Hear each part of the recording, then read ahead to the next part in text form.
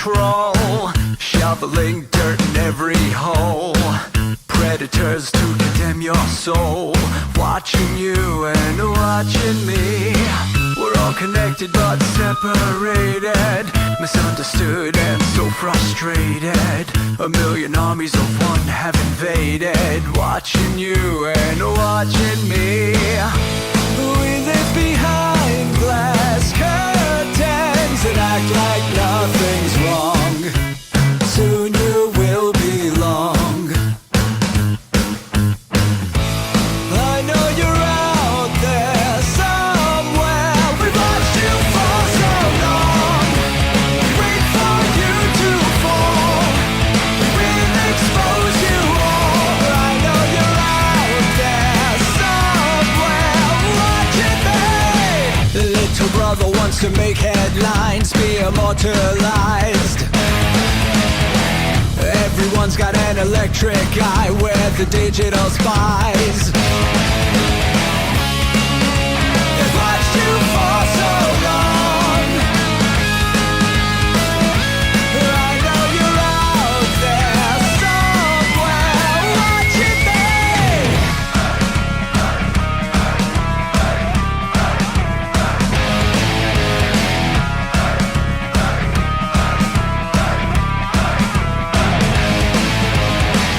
We the people have taken over.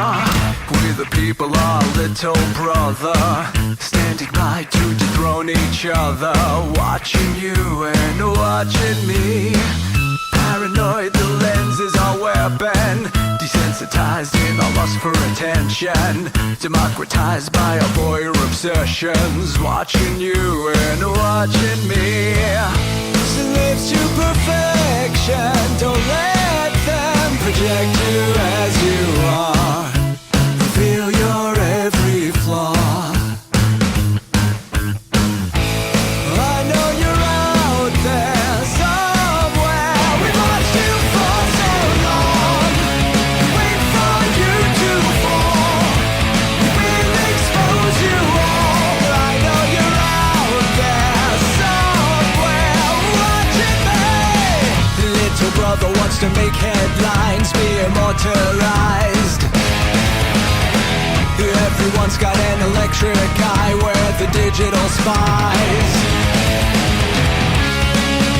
They've watched you for so long. I know you're out there somewhere watching me.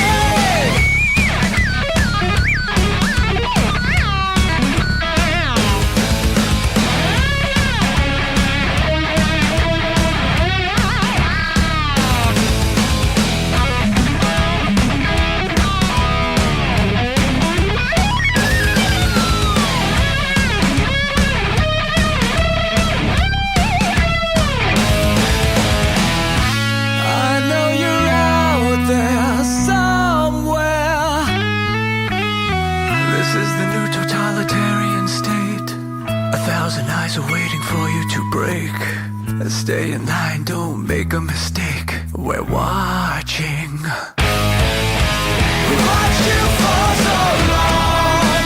We wait for you to fall.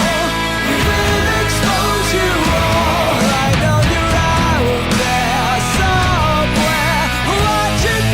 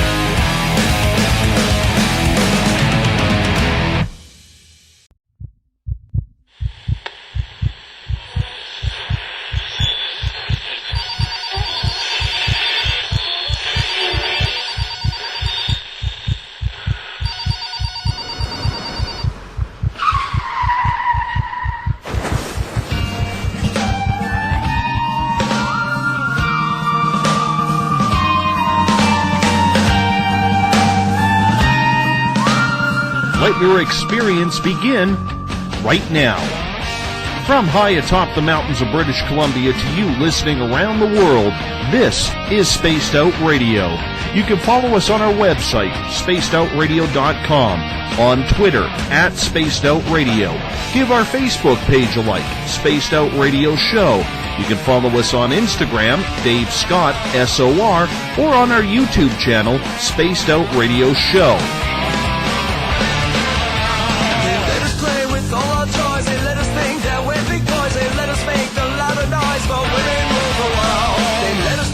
Superman, that we're the only ones who can be strong, but we break on command, 'cause women rule the world. Buckle up, space travelers. It's time to go for a ride as we are live on Spaced Out Radio.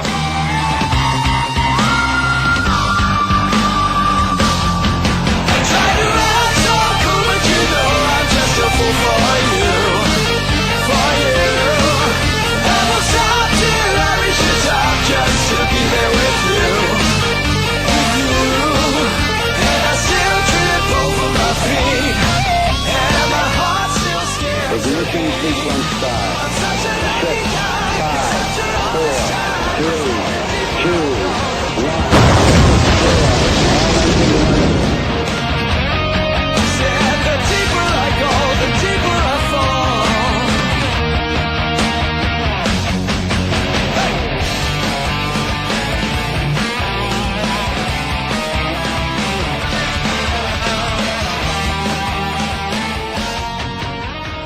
Good evening and welcome to Spaced Out Radio. Tonight I am your host, Dave Scott. Good to have you along for the ride. As once again, thank you for listening in at spacedoutradio.com, on Spreaker, and on Revolution Radio. We are trying to hook up with Revolution Radio right now. We are having a little bit of Skype issues with them, and I don't know why. Maybe it's on their end. Let's just blame them. We welcome you to tonight's show as we broadcast out of Uncle Jimbo's cabin, way up here in the Great White North, live on this Thursday night, early Friday morning if you are on the East Coast. Here at Spaced Out Radio, we are broadcasting 3 hours a night, 7 days a week, because we want to be your official one-stop shop when it comes to the supernatural, paranormal, cryptozoological, and so much more. If you like our music, all you have to do is head to Spaced Out Radio, listen to the guitar god himself. If you're a Guns N' Roses fan, you might remember the name Ron Bumblefoot Thal, their lead guitarist. He is the official music of Spaced Out Radio. You can also check us out on Twitter at Spaced Out Radio. Give our Facebook page a like, Spaced Out Radio Show. On Instagram, I can be followed at Dave Scott, SOR. Subscribe to our YouTube channel, Spaced Out Radio Show, and our website is spacedoutradio.com. And this time we say hello to everyone listening in on the Revolution Radio chat room on the High Plains Talk Radio Network, in the Spaced Out Radio chat room on Spreaker, along with our fans at Forest Moon Paranormal, Chronicles of the Unknown, Euphoria Chronicles, and our flagship chat room on Facebook, the SOR Space Travelers. If you haven't signed up for the SOR Space Travelers Club yet, it's time. It's only $5 a month. And with that, your name gets entered into monthly prize draws. You get access to private group interviews, access to a special section on our website, and so much more. We're going to give you a hell of a lot more than just access to our archives. Well, at spacedoutradio.com, you can go read our latest blogs. Mine is on Bigfoot. And you can check out the SOR Space Wire by our news director, Eric Markham, for your latest and weird news. Tonight's show is brought to you by Rivulet Reiki and Readings, providing healings in person or at a distance. PurplePlates.com, helping heal your body, mind, and soul. The New Agora newspaper is the official paper of this show, and if you have an iPhone, you can download from the iTunes app Spirit Storybox. It's the official ghost hunting app of SOR. Remember, if you're a listener of Revolution Radio, it is the largest non-profit online radio station going online. Do us a favor, take the time to visit freedomslips.com and donate today. There are a lot of women in the paranormal, but one thing that there isn't is a lot of all-women ghost investigation teams. Why is that?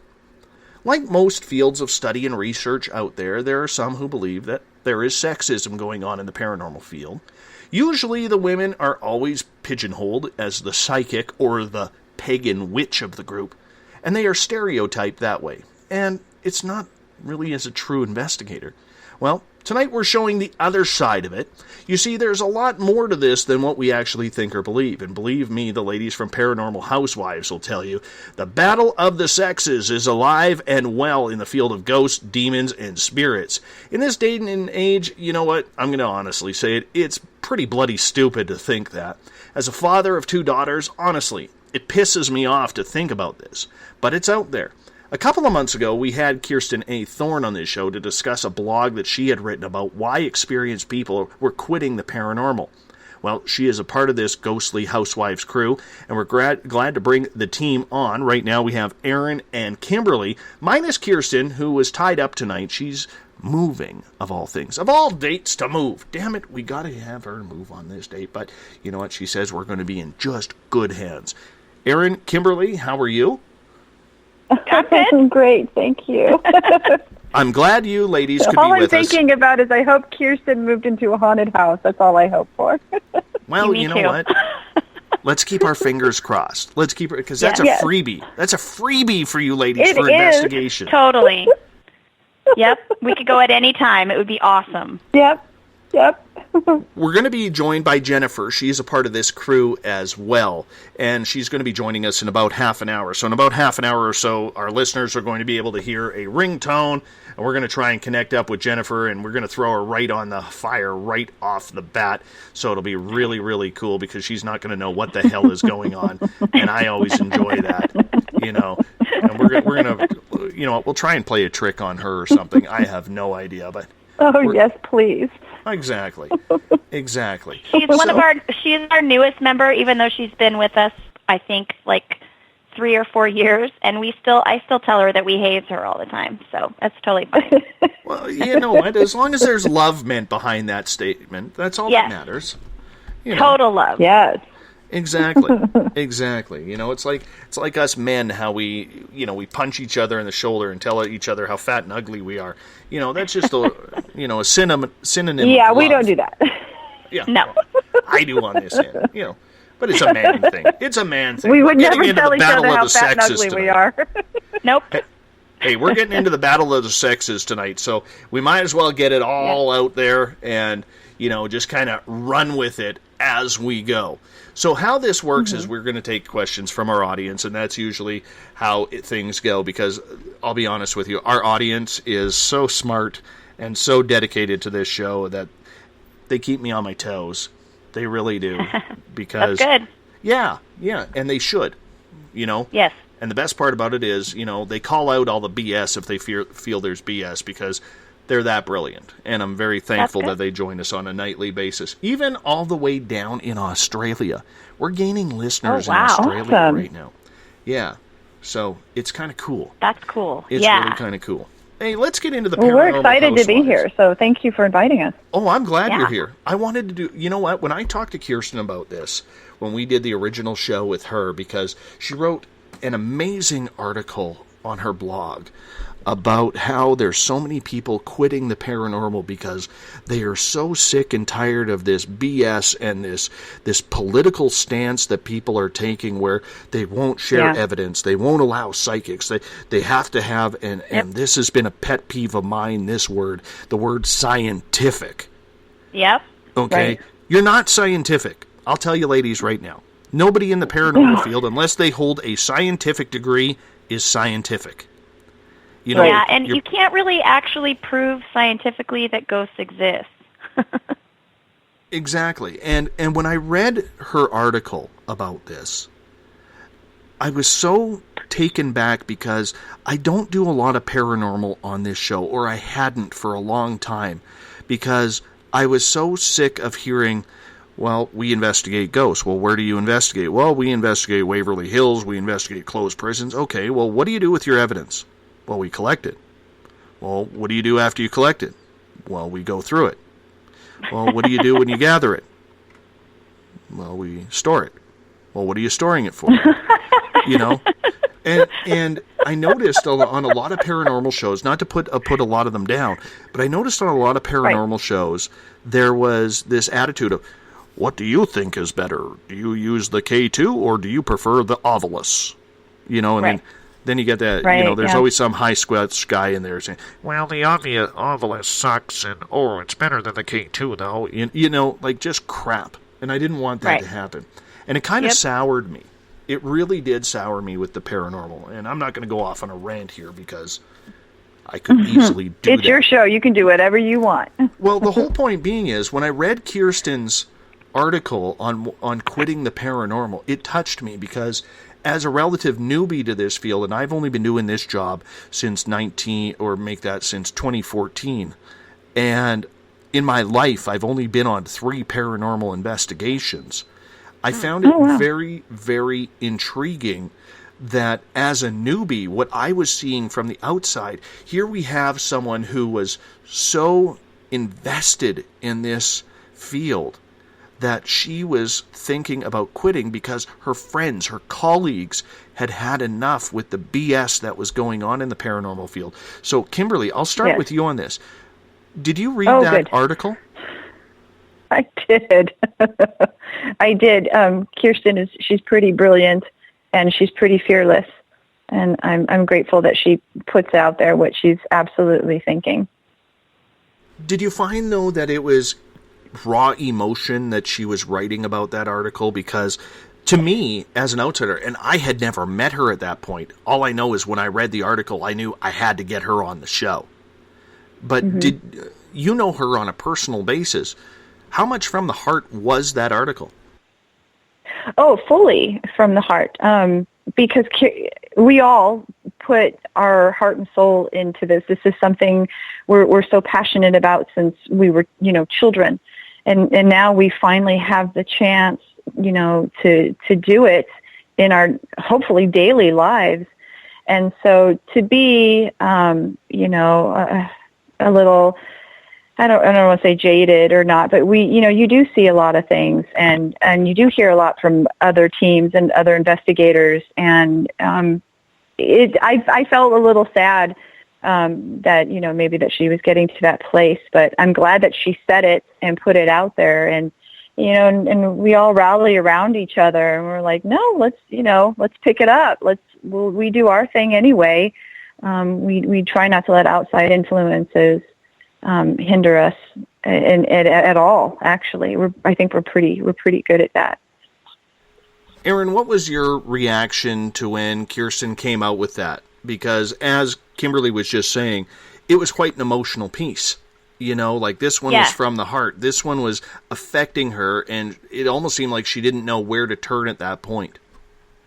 Yeah. So when she wrote that article, we actually had been talking about that for at least a year before she even wrote the article, because there have been some stuff in the paranormal field. We call it paradrama, and it drives us nuts with, just the TV shows and the egos and everybody's like, people name drop, which drives me nuts. And it's just, like, oh, this is our spot. You can't come to this spot. And our team tries as hard as we possibly can to stay away from the drama. One of our mottos is save the drama for your mama, not this mama. And she had been thinking about writing that article for a very long time, because the whole thing was like completely 100% true and from the heart. And that's why I needed to bring her on the show. And what I'm very fortunate of is because I do all the booking, I do all the producing, I do everything with this show. And sometimes you learn little tidbits as you go on during the interview. And she's like, yeah, I'm part of this Paranormal Housewives. And I'm like, well, that's a great show. That's what I'm thinking. That's a good show right there because, tying into why you were here tonight, and I think we could spend an extra long time discussing this matter, but there are not a lot of true, full female paranormal groups.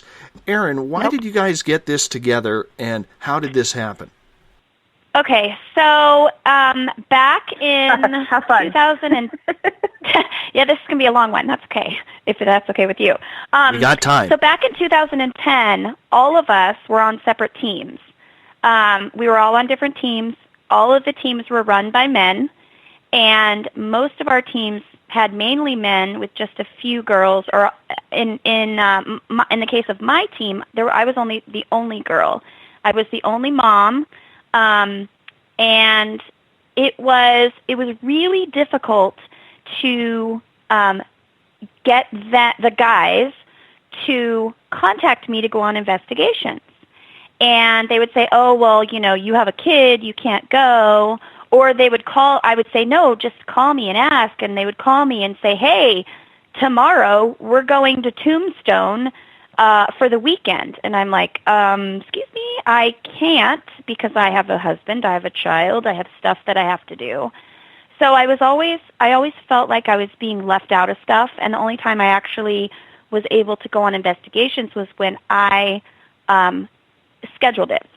And so when we came together on the Queen Mary in Long Beach, California, when it was for another paranormal investigator's birthday, because for some reason, everybody in Southern California, when you have a birthday, you go to the Queen Mary because it's that haunted. We were all sitting at this table, and we actually, Kimberly had not joined us yet. We didn't know Kimberly. I don't think I knew you at this time, Kimberly. But it was me, Kirsten, and then our fifth member, her name's Marcia, and we were sitting at this table with our husbands, and we were all complaining about the same thing, literally, I felt at the time, before I went to this Queen Mary birthday party, I felt alone, and then I met these two other women, and I was like, this is awesome, and so Kirsten was like, hey, why don't we investigate together? And we were like, that sounds awesome. And she's like, yeah, we could be like the Paranormal Housewives. And we were like, oh my gosh, that's so awesome. And at the time, we were all still on our other teams.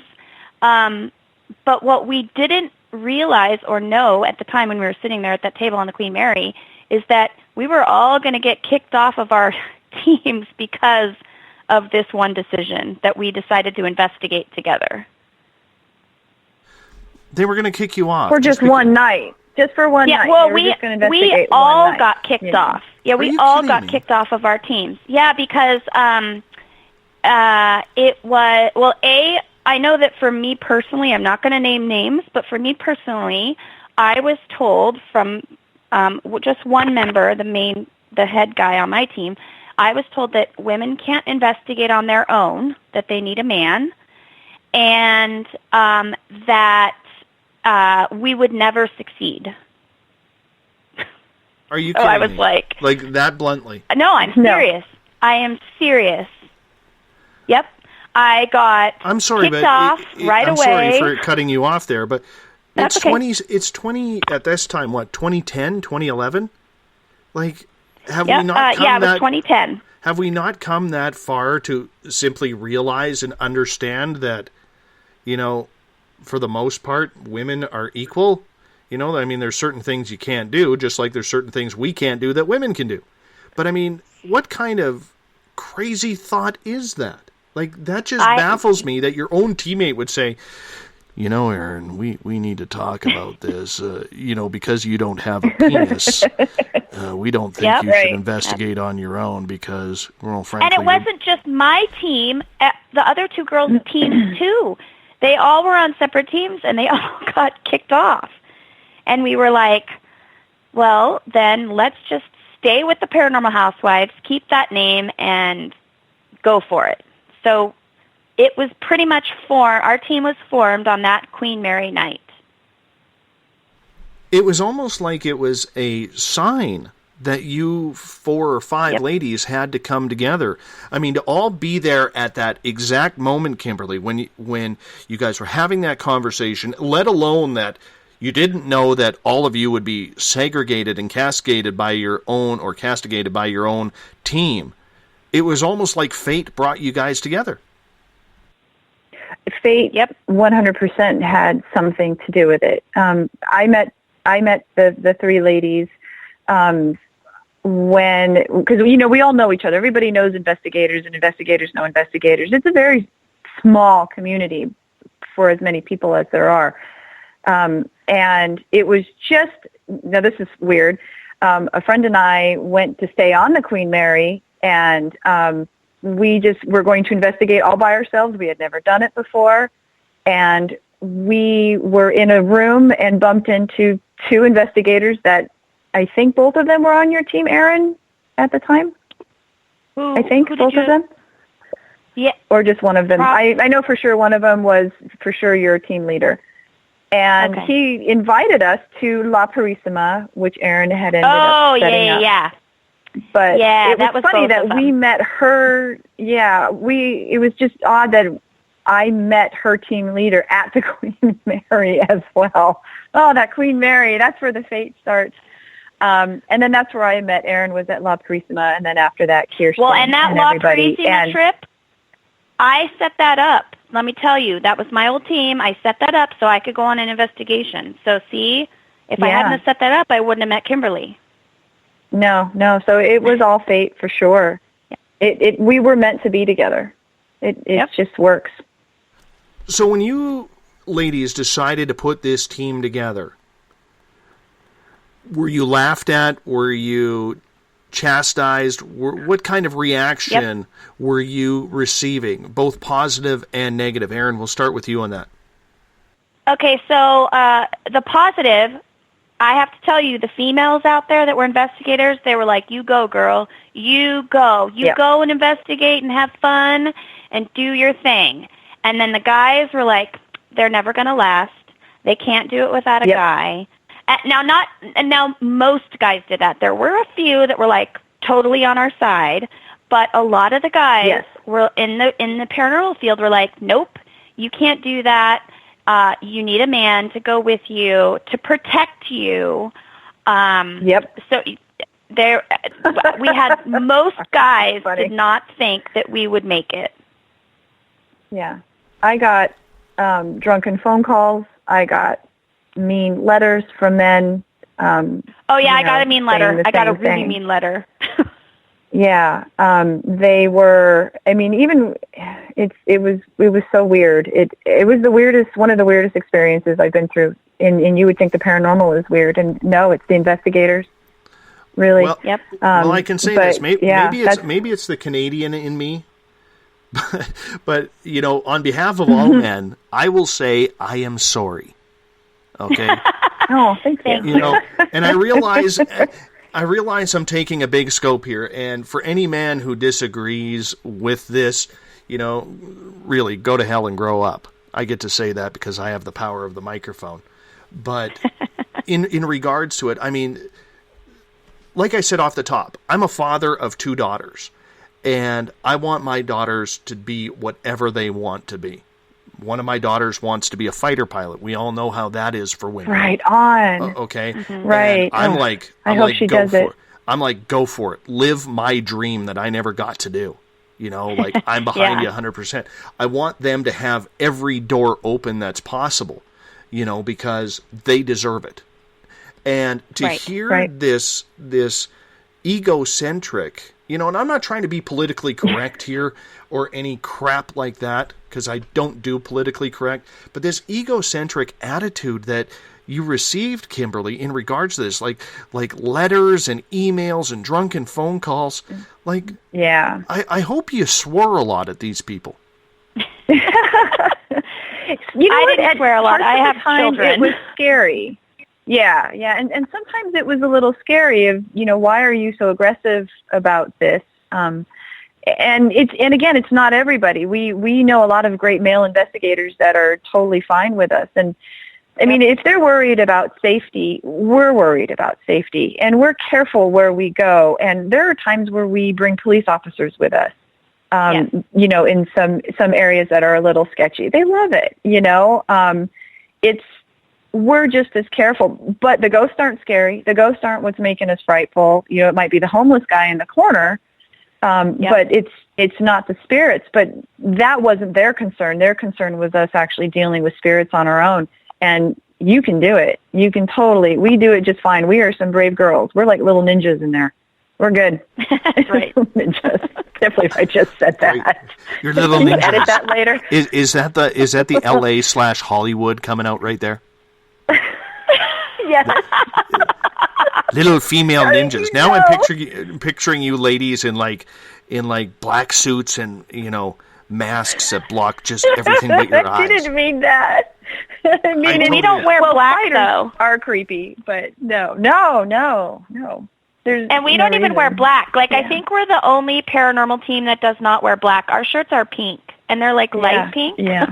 Nice. I have seen the picture. I used the picture on the promotion on Facebook for that. So, yes. Oh, gosh, that's so funny. I have a question from one of the ladies in our audience. She goes by Spear Carrier. She is asking, why did those idiots think that you needed a guy so much? Was it to point and laugh at when they went themselves or something?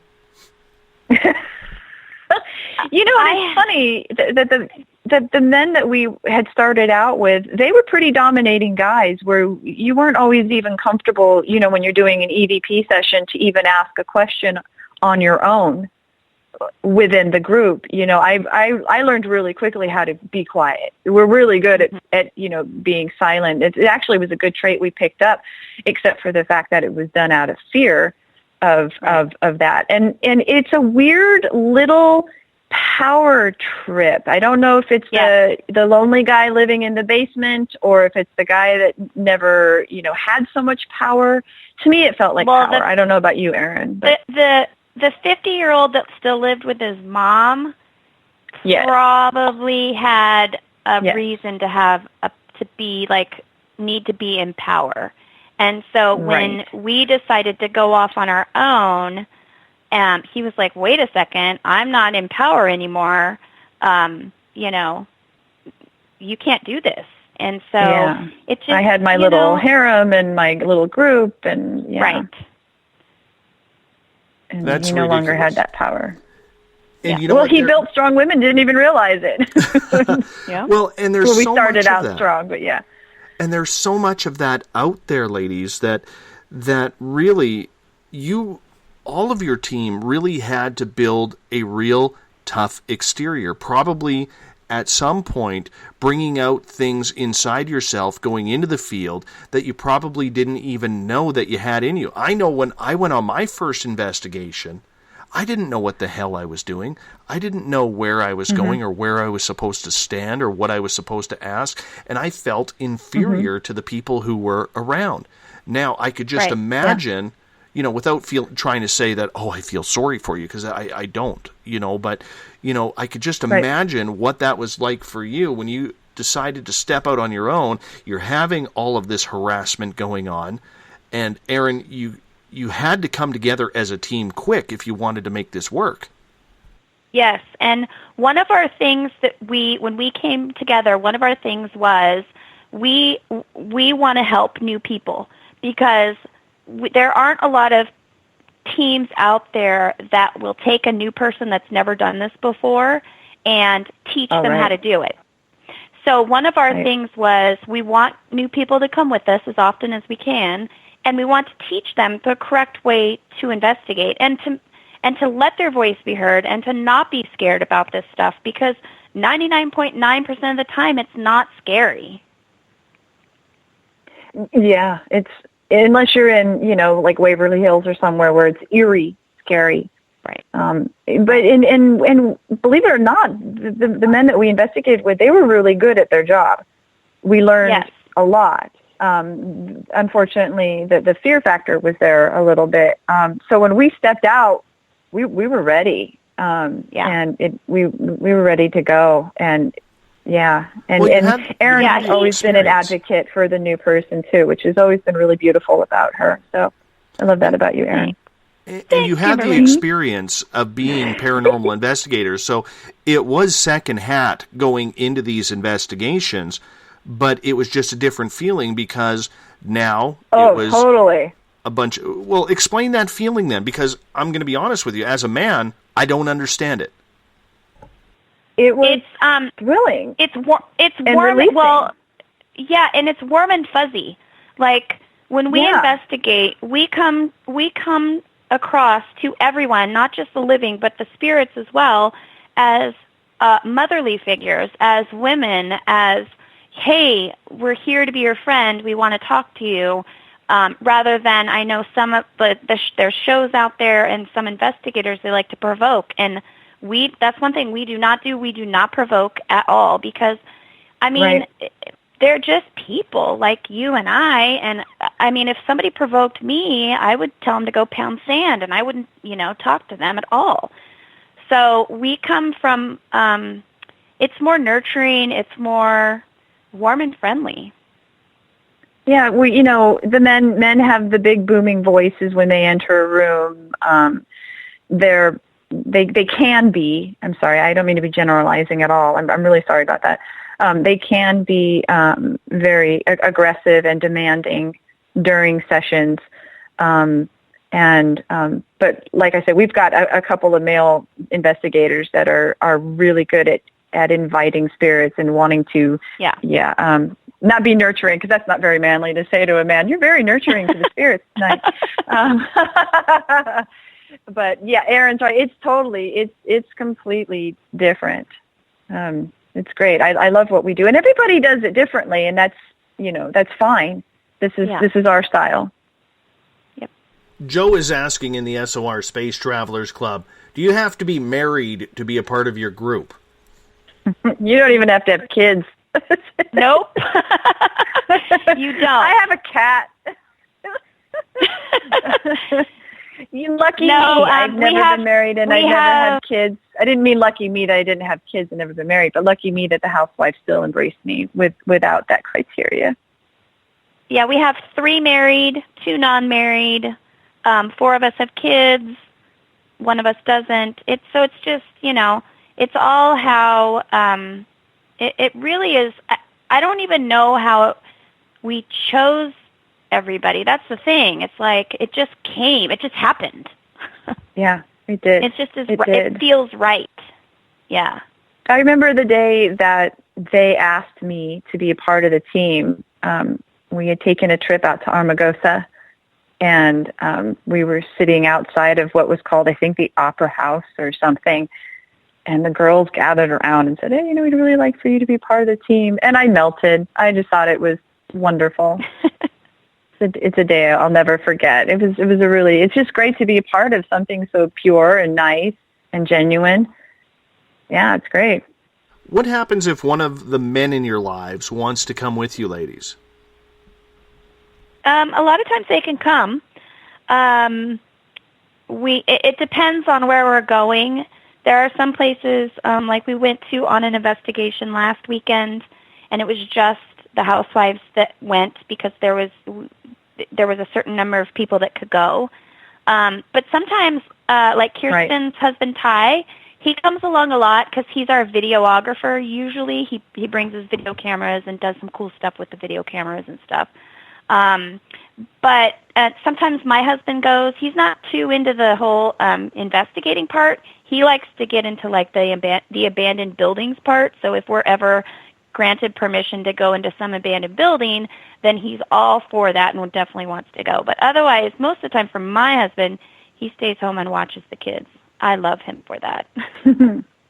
But it also says, too, that it's great that they support you in that level, because so many times and I look at my wife and I think, man, she sacrifices every day for me to do this show, every evening, 5 nights a week for me to do this show. And, at times I feel guilty about that because I enter my studio at about 7:50. I get out of my studio at about, on an early night, it'll be about 12:10, 12:15 Pacific time. And I go upstairs and she's already, sawing logs, so it really, when you have someone who has your back, male or female, it doesn't matter. But when you have that person who believes in what you are doing for yourself and sees that you're enjoying the whole experience, that has to, and not just for the Paranormal Housewives, but for everybody, that has to be a big support and a big weight off your shoulders, because for most women, I look at my wife, we had a boy 3 years ago. She battled a couple of years with postpartum depression, and then we made a major move up north, and she battled depression again. And, part of that was she always felt she never did anything for herself.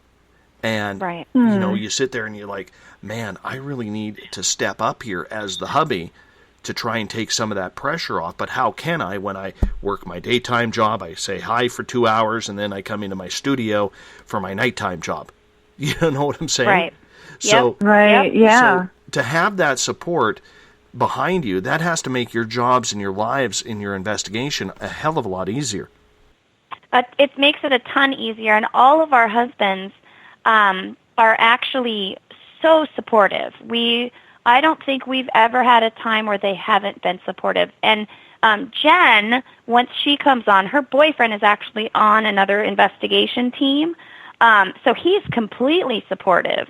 And it's just it helps because when I remember when I first told my husband what I could do because I am sensitive, and this was way back when we first met, 20 plus years ago. And I told him what I did, and I was freaked out that he was going to leave because, being a sensitive and being able to pick up on spirits and stuff is not your normal girl that you date. But I told him, and he was totally okay with it. He definitely was a skeptic at the beginning, but he has since had lots of different things happen that he just can't explain. So he's a believer now, but at the beginning he was a skeptic, but he still was okay with what I did, which was nice. Let's try and bring Jennifer in now, so you might hear some ringing as we try and bring her in. It all depends on what Skype is going to do tonight. You never know. There's the ringing. She'll answer. Hopefully. Now we all wait patiently, eagerly. We're playing with our fingers, trying to figure out, is Jennifer going to answer or not? What's behind door number 3? Pick up, Jen. Come on, Jen. Pick up. Come on, Jen. You got this, girl. You got Apparently this, girl. she doesn't. Jen. She's probably like, what is this strange phone number calling She's me like, right it's now? Las Vegas number popped up for me. So I thought, well, I hope this is the right person. Hi, this is Jennifer. I'm away from my desk. Well, apparently she's away from her desk. Maybe one of you two could I'll text her right now. You How about send her that? a text message, and you Yeah, tell her, I'm hey, gonna text man, her. we're trying to get a hold of you here. Hey, while we're at it, Erin, was that you who said that you have the psychic ability? Yes. Okay, I have a question from Claudia that maybe if Kimberly, you can text Jennifer and tell her to get her butt on here. Oh, sure. I'll ask you this question, Erin. This comes from Claudia and the SOR Space Travelers. And she's asking, could it be because women are naturally more psychic and the other investigators feel threatened by that? Being psychic is very helpful for being at the right place at the right time. So glad you are all working together. This is awesome. Well, thanks, Claudia. I do feel that being a woman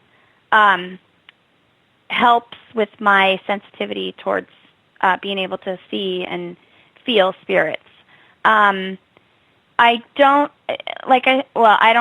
know how guys feel because I'm not a guy, but I know that for me, because I'm so in tune to when you're a woman, you get in tune to your kids and how your kids are feeling and your husband and how he's feeling and how everybody's feeling. And our job as nurturers is to make sure everybody is, okay and doing what they need to do. And I think that that has helped a lot with my sensitivity because for me, spirits feel the same way as humans feel. So if I feel a spirit, it feels to me like a human. I just can't see it. So I think that being a woman definitely plays a part in that for sure. What do you think about the idea then, Erin, that a lot of people out there do not believe that a psychic should have anything to do with any type of paranormal investigation?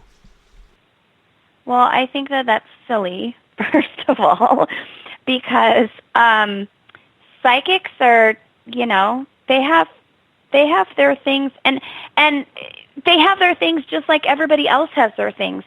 In the paranormal field, everybody believes something different. One investigator could totally believe that all orbs that are in pictures are spirits, whereas another one thinks that they're just dust or water molecules. Whereas some person, believes that the K2 is the be-all to end-all, whereas the other person is just, relies on their psychic ability. for me, everybody is right because everybody is their own person. So if you feel that you're psychic and can sense the spirits and you are getting stuff, go for it, is what I say. And the cool part about having a psychic or a sensitive or a medium on our investigation team, or even with us just investigating, even if they're not on our team, is that a lot of times they pick up stuff, and we pick up stuff, or I pick up stuff, and we'll write it down, and we'll come together later, and we'll be like, whoa, we thought the same thing. So it's like validation of stuff, and, validation of even maybe we got a voice on the EVP, and that voice said some name that psychic wrote down, 20 minutes before it even happened. So I think that using the equipment and using a psychic or sensitive, it all works together, and I love it. I'm glad we do all of it.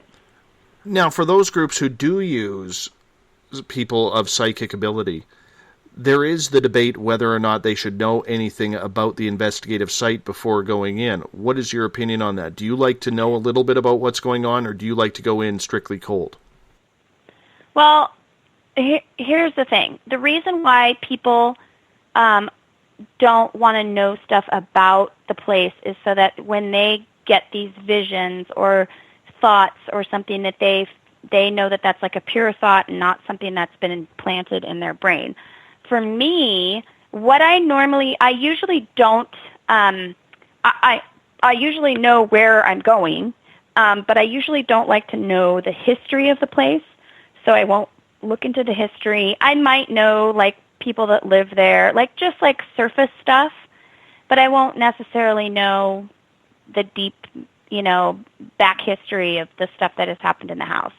And that's just because I want to make sure that what I'm getting is not something I've read. Kimberly, do we have any luck on the Jennifer front? Has she responded to your text message? No, she has not. Oh. Sorry. MIA. Wow. Standing us up. I know. The diva. Okay, wait, I just got a text. Got a text. She says, I'm home now. Have him call me. All right. Okay. Let's try this again. Let's see if we can get this phone call in here. She's finally at her desk. She's at her desk. Jennifer is at her desk. Let's see if we can get her hooked up here. All right. Can we tell her we've been harassing her a lot? Sure. Yes. Yeah. So, Jennifer, what does it feel like to be the weak one of the group? Hello. Jennifer, David, Spaced Out Radio. We are live on the air with Erin and Kimberly.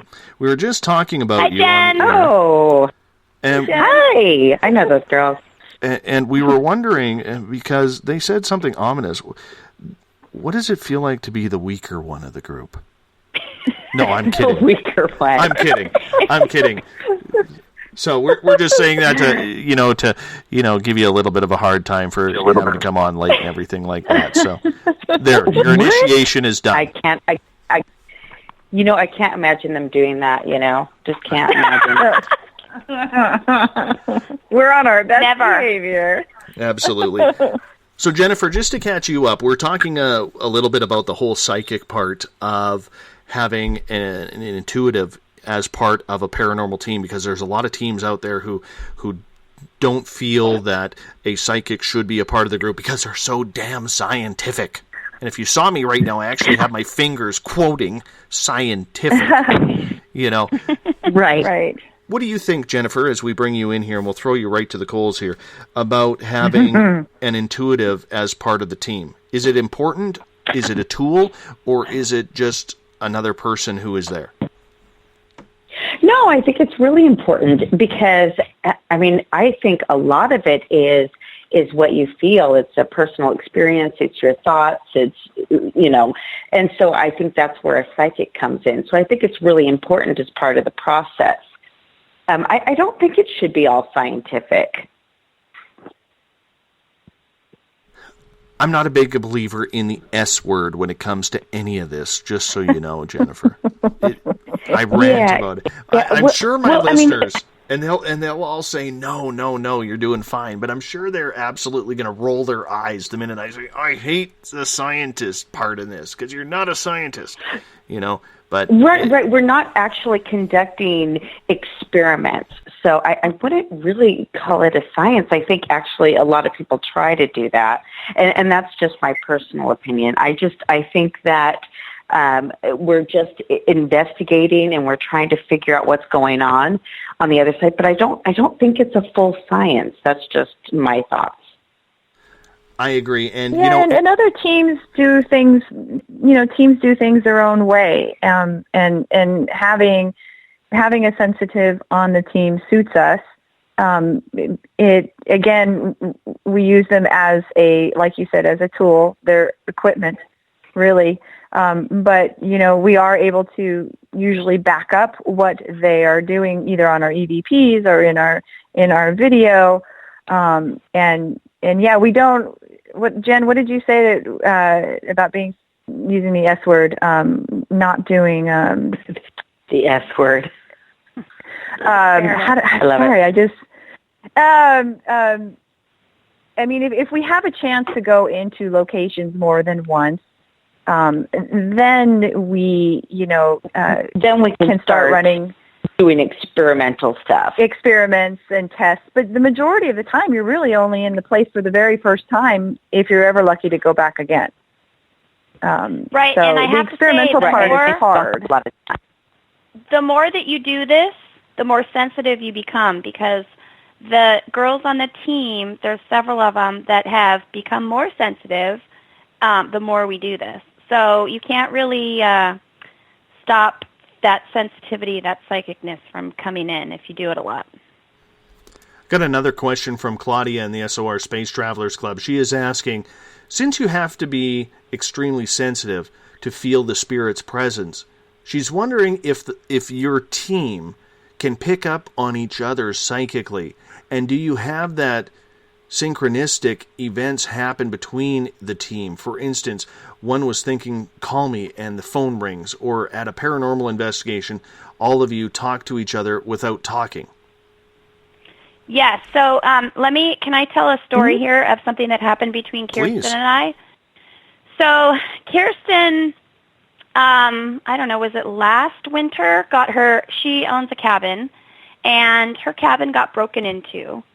And so she had asked me to see if I could pick up anything on the cabin, just from my house, just think about it, see if I could pick up anything.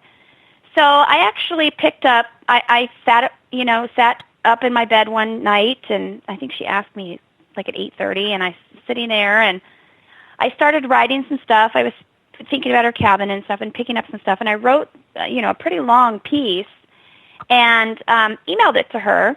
And I said, here's what I got. And she called me the next morning. I was driving my kids to school, and she said, did you read what I wrote on my blog before, or on the email, or on the blog maybe, before you wrote this? And I was like, no, I didn't even know you wrote anything on the blog. And it was the freakiest thing, because probably 80% of what I picked up, she picked up. And we weren't in the same room. All she asked me to do was see if I could pick up anything from the person that broke into her cabin. It was the coolest thing. And I think she even wrote about it on her blog. And I think it's on the Paranormal Housewives blog too. That is very intriguing indeed. So, Jennifer, being the new one in this conversation, then I'm going to get your opinion on this. Do you ever pick up what the other ladies are picking up, whether you're in investigation or because your team is so tight that you can actually read off of one another? I think absolutely. When we're all in the same room, we can pick all that stuff up. Not when I'm separated, at least I don't think. But, when we're in the same room and we've all been there for a while, we definitely start to sync up, and we'll start to get the same feelings and thoughts, and sometimes we'll get the same name. And so it's pretty interesting. And I'm the least sensitive of all of them. I really I just don't. I don't know what it is. And it's fine with me.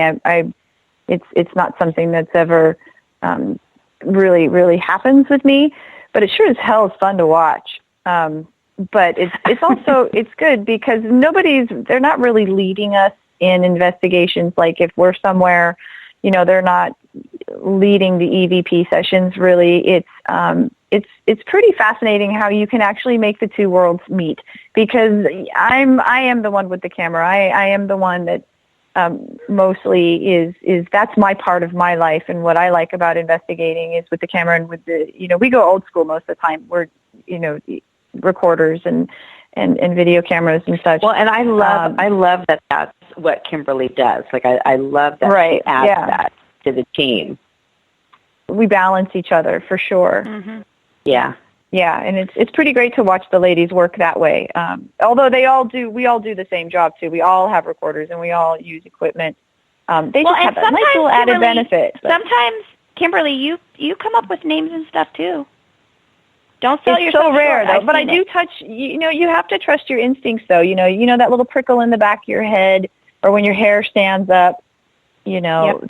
That's always, those are the signs that I get that I love. But we have a beautiful balance. You know what's interesting? We really do. You know what I've noticed is that whenever Kimberly is on an investigation, it always seems like activity happens. I don't know what it is. I haven't told you that, Kimberly, but it's true. It just it seems... They're trying so hard to reach me, and I've got... I know, and you're like, I don't feel anything. Oh, go on. It seems like whenever she's been there, there's been just the really neat things, the really exciting stuff, and so you must bring in something, even though I must. Yeah, I drag them along with sensitive. Me. You do. You drag them, and I love that. I love it. I carry them in my purse, and I extract little ghosties all over the place for you guys to find. All right. Have any of you ever been caught putting lipstick on at an investigation? Yes. I don't know that we wear lipstick. We just do it. I mean that with a little bit of humorous sarcasm. I love it. It's great. We always find ourselves in the bathroom where it's most haunted. Always. And we are, yes, the bathrooms always are haunted, and that's where we reapply the lipstick, right? Yes. Right, girls?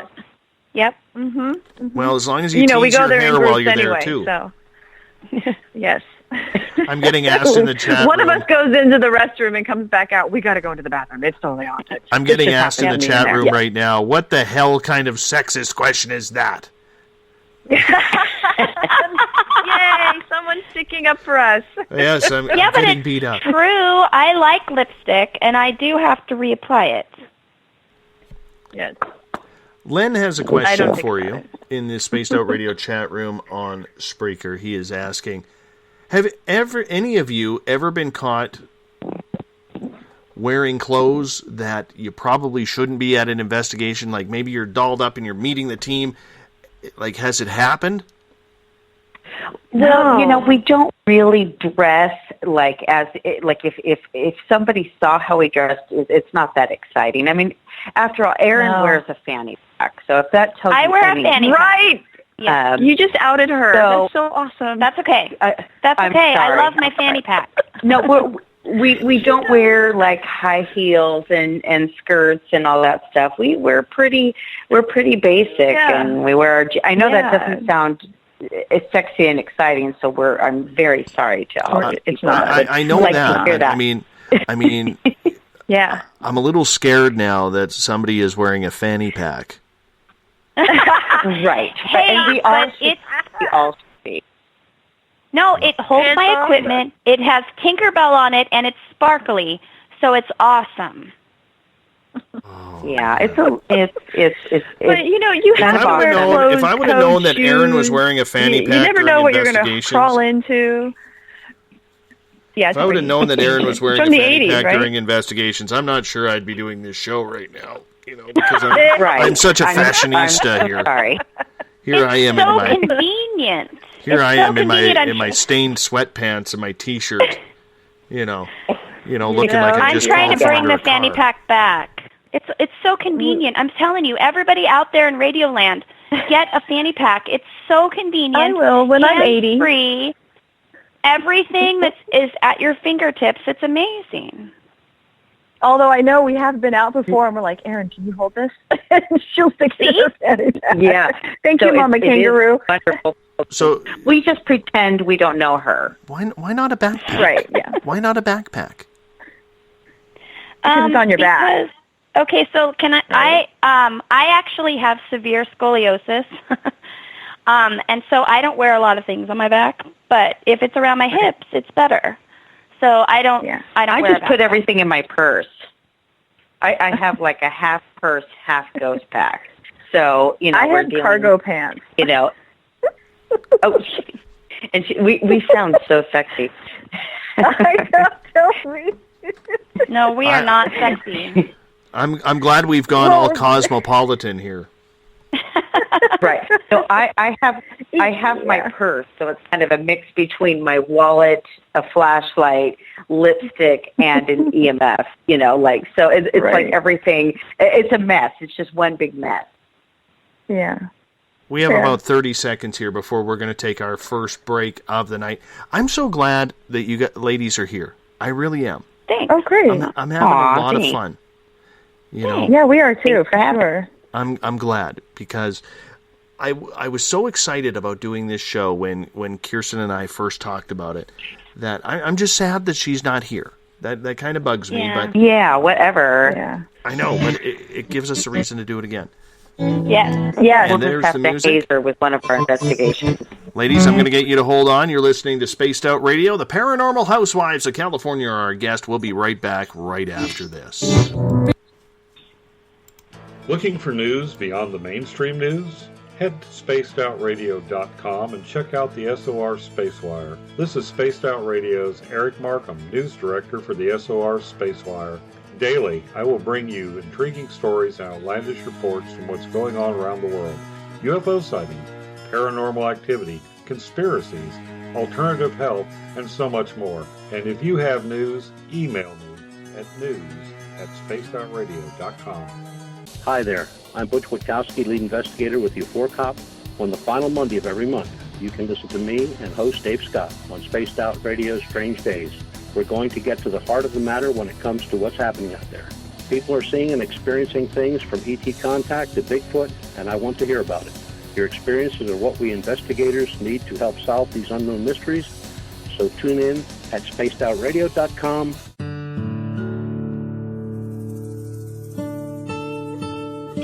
Greetings and salutations, space travelers, from the Chronicles of the Unknown team. What is Chronicles of the Unknown? I keep hearing about this thing. It's a new paranormal reality TV show based right here in beautiful British Columbia, Canada. Follow our team as we uncover claims of activity on the Caribou Gold Rush Trail. You can also follow us here every third Monday, where two members of our team will be available to answer your questions. Have you ever wondered about those weird and strange creatures people have reported throughout history? Do you wonder if those stories are real? Me too, and that's why I started Cryptopia.us. Hey, this is Rob Morphy, crypto historian. Join me once a month on Spaced Out Radio with Dave Scott, where we will get into the odd and bizarre reports, from the Dover Demon to hairy hominids and everything in between. I will break down what people like you and me are seeing at spacedoutradio.com. Visit purpleplates.com today. For over 40 years, the Purple Energy Plates have been delivering amazing results for their many customers. Inspired by the great genius Nikola Tesla, the harmony, healing, and energetic effects of the plates have proven over and over to be beneficial and often miraculous to thousands of customers. With their money-back guarantee and the many benefits, how can you afford not to get one? Check their site for daily specials and choose from their many energy products. You won't be sorry. Visit them today at purpleplates.com for mind, body, and spirit, and expect a miracle. Strange creatures lurking in the night, the sounds of wood knocking in the forest, odd happenings right out of a fictional world. These are the reports I love. Hi there, this is author Ronald Murphy, and And I would love it if you join me and Spaced Out Radio host Dave Scott the second Wednesday of every month on our journey into the unknown land of cryptozoology at spacedoutradio.com. From Mothman to Frogman and everything in between. Hey, they don't call me the crypto guru for nothing. Are you interested in advertising on Spaced Out Radio? Head to our website at spacedoutradio.com and click on our advertising tab. There, you will find an assortment of ways you can get your product out there with us, from radio commercials to banners and social media. Have a product you like our hosts to endorse? We can do that too. Visit spacedoutradio.com for more details. From British Columbia to Northern California, Pacific North Weird has Cascadia covered. Check out our feature videos at spacedoutradio.com, where I, Vincent Zunza, and my super sleuth partner Alexandra Sullivan track down the weird and strange stories from around the Pacific Northwest, from Bigfoot to Mel's Hole and everything in between. This is what makes life exciting. So why report the normal when we can report the Pacific North Weird right here at spacedoutradio.com. Oh, there's only one way to rock. Loud and proud. In high definition. Radio 702 rocks. Las Vegas. Have you ever had an extraterrestrial experience? One you just couldn't explain? Well, maybe I can help. Hello, I am Samantha Mullet. On the second Tuesday of each month, I will join Dave Scott on Spaced Out Radio to bring a human aspect to ET contact. It's something I've lived with my entire life, and I'd love to help you understand. Let's share our experiences. The ET Experience, the second Tuesday of each month, only on Spaced Out Radio. Hi there, this is Jolene with Rivulet Reiki and Readings, and I want you to relax. Let me help you chill out and get in touch with your body, mind, and soul. In this busy world, sometimes we need to let go, and this is where I can help. Visit my website, rivuletrndr.wix.com/rivuletrndr. Every Saturday and Sunday night, as Dave Scott wanders aimlessly in the wilderness, you can come hang out with me, James Tyson, in Spaced Out Weekend. Starting at 9 p.m. Pacific, midnight Eastern, I'll take you along as we talk with some of the best experts in their fields. SpacedOutRadio.com is the place to find us.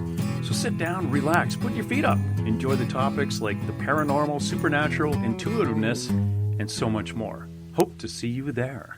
Hi there, this is your psychic medium, Joanna, and I would love it if you would join us every other Sunday on Spaced Out Weekend. With host James Tyson, we'll bring you personal psychic messages on two mediums and a large. Questions about love, life, career changes. We would love it if you would come and join us live. Call in and listen in for the experience. Allow us to open the doors to your other side. Two mediums and a large, heard only on Spaced Out Weekend at spacedoutradio.com.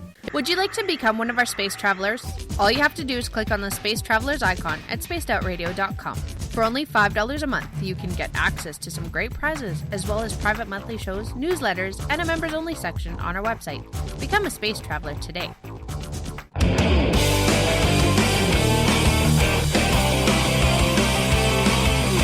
Do you have a topic or a guest that you'd like to hear on Spaced Out Radio?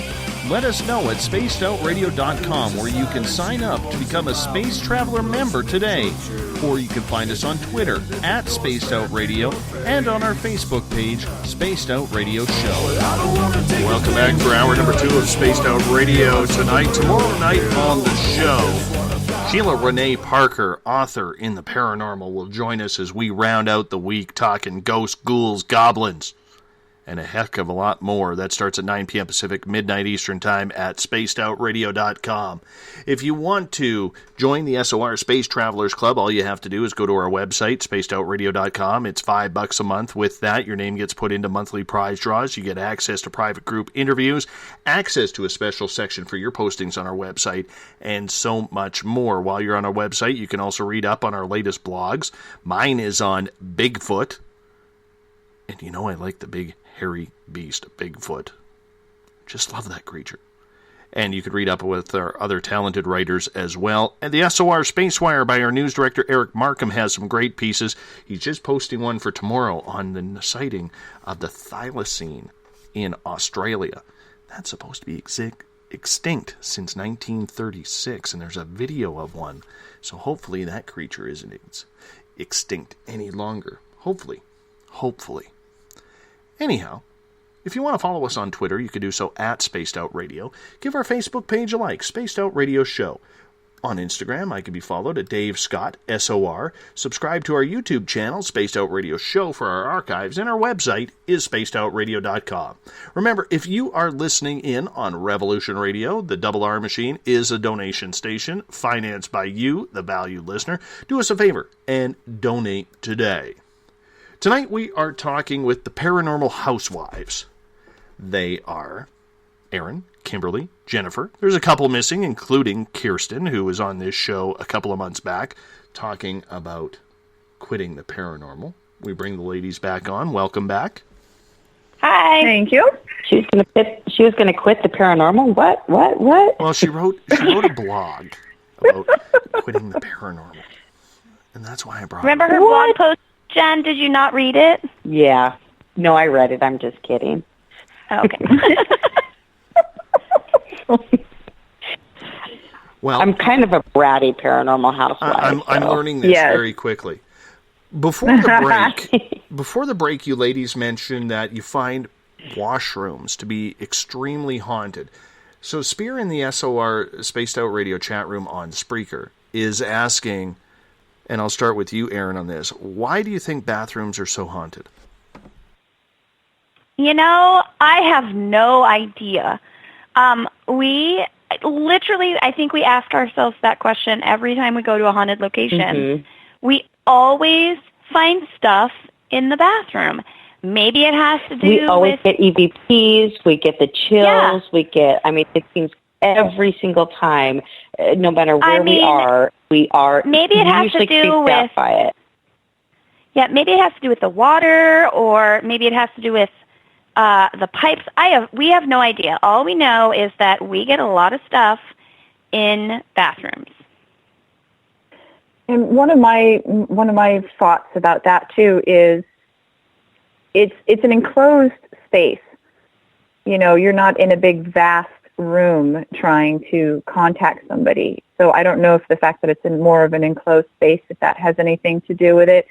And also, you know, there's always all these theories about sometimes spirits want to hide. You know, they'll say, oh, if a house isn't haunted, the basement is, or the attic is. And this could be one of the locations that maybe spirits go to get away from us annoying investigators. I don't know. Those were just some thoughts that I had on it as well.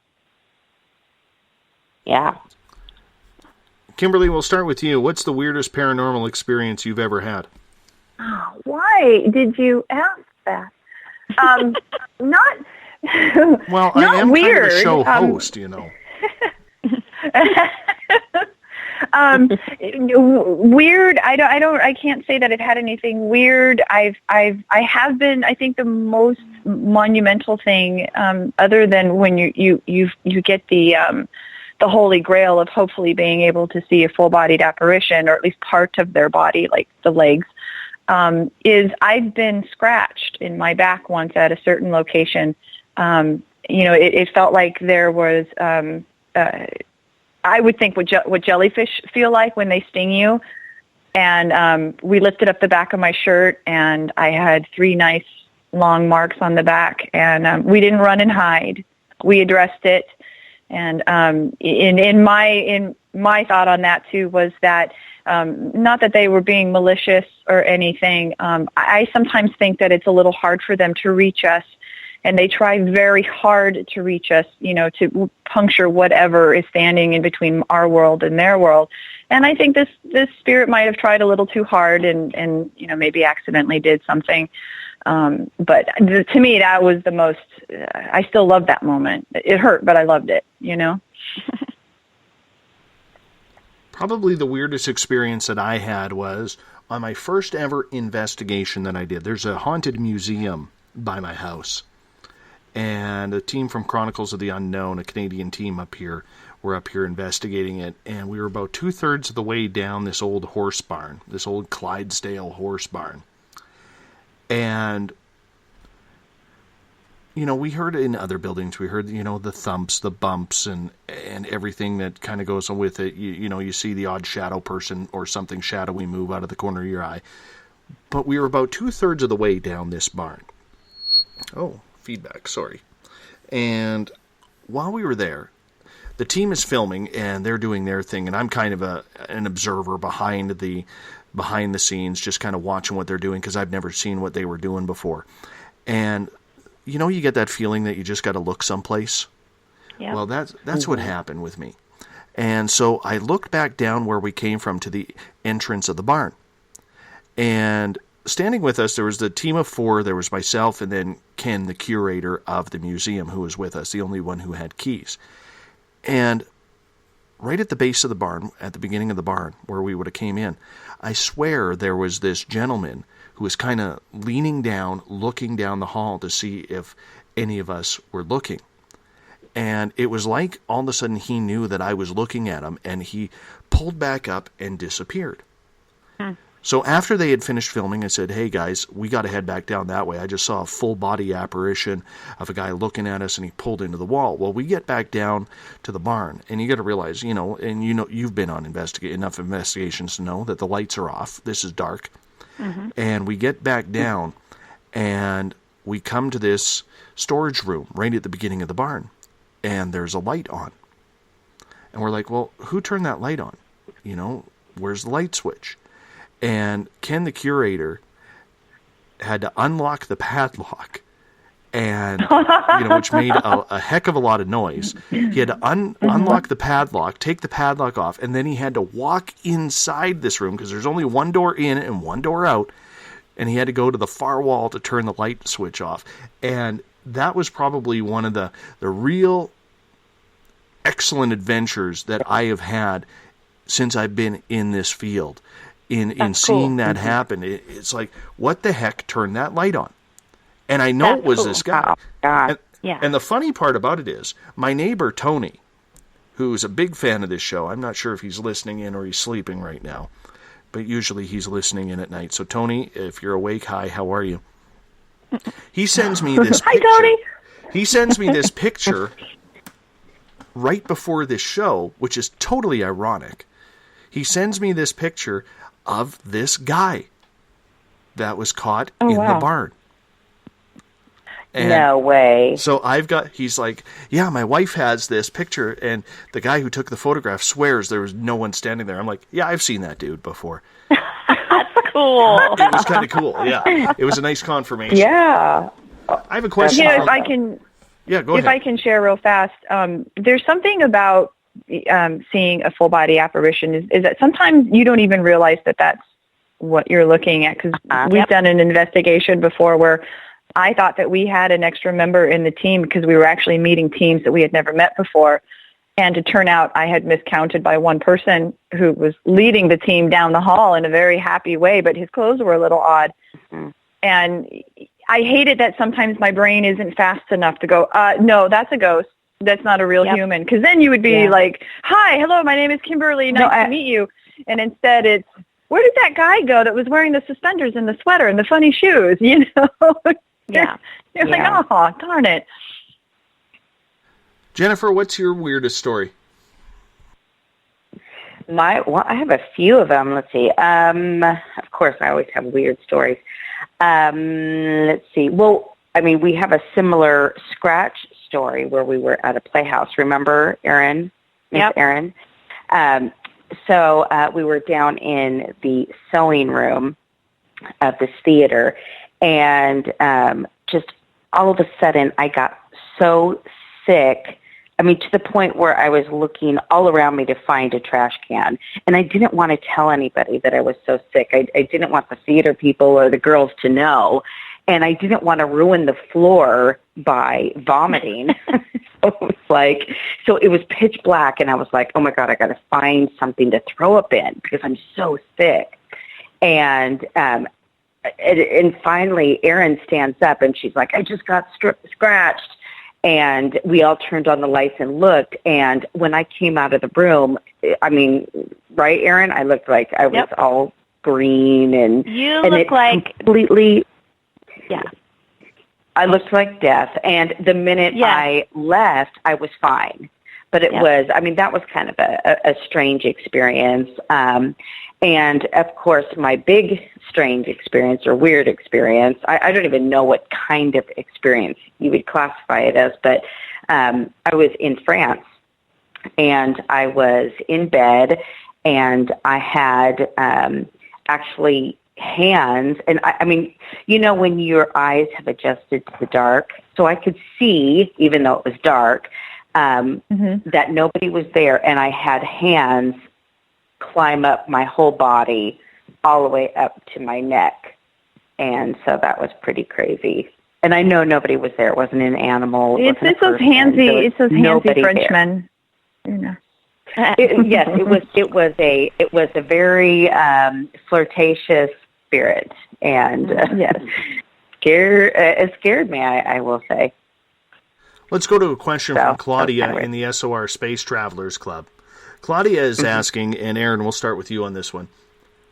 It seems your team was brought together from a higher source. Does the team feel that they may have being mother, daughter, or sisters possibly in another life to bring you all together again this time around? So I completely believe that we've lived before. I believe I've been lots of other people in lots of other lifetimes, and I do know that a couple of the other housewives think so too. Yes, and I think Erin and I were married.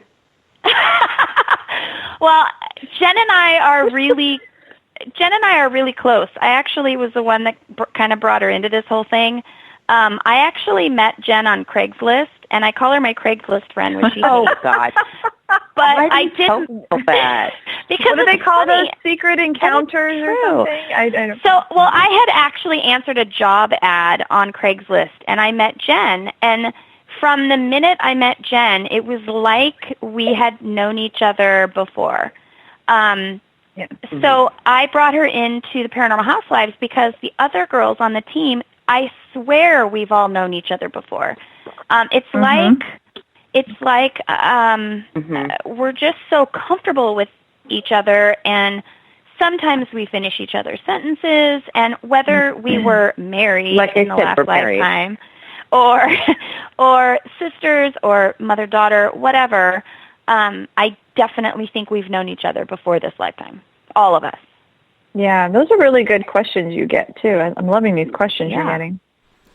Well, let's go to another one from Mario here in the Spaced Out Radio chat room on Spreaker. He is asking, has there ever been a ghost or a haunting that any of you have just had to walk away from? Kim, we can start with you on that. Me personally, no. But we do have a rule in the group that if somebody wants to go, we all go.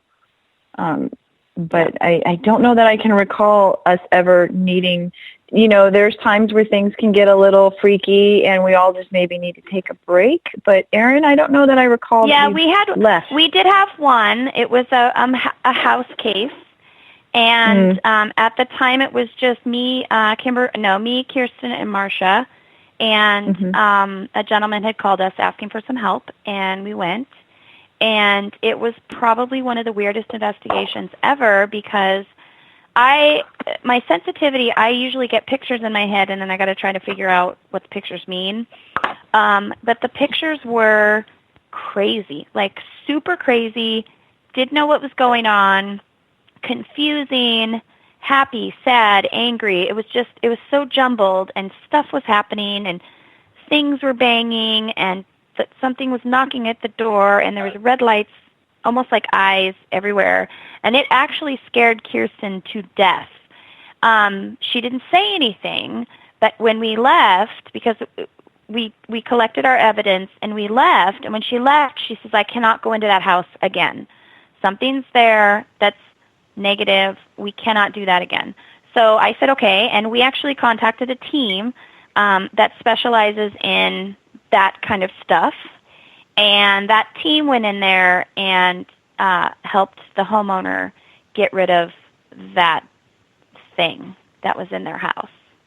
So, yeah, we had, and that was pretty much the one encounter. We did have, Kirsten, I know, did have another encounter with a woman that contacted us asking for our help, that there was a spirit in their house that had scratched her child.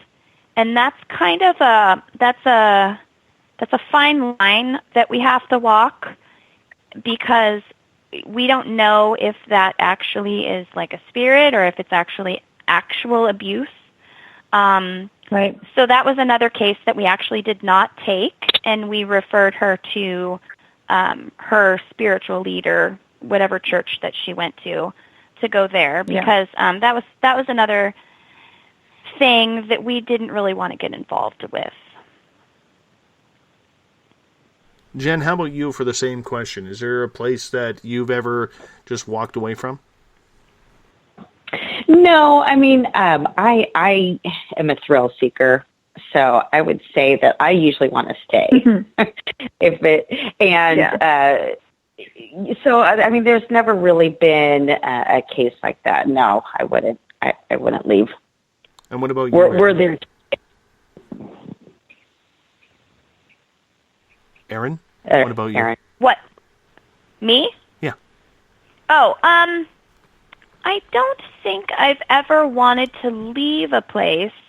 I do know that when I was pregnant with Riley, my daughter, there was a certain place that we investigated that there was a building.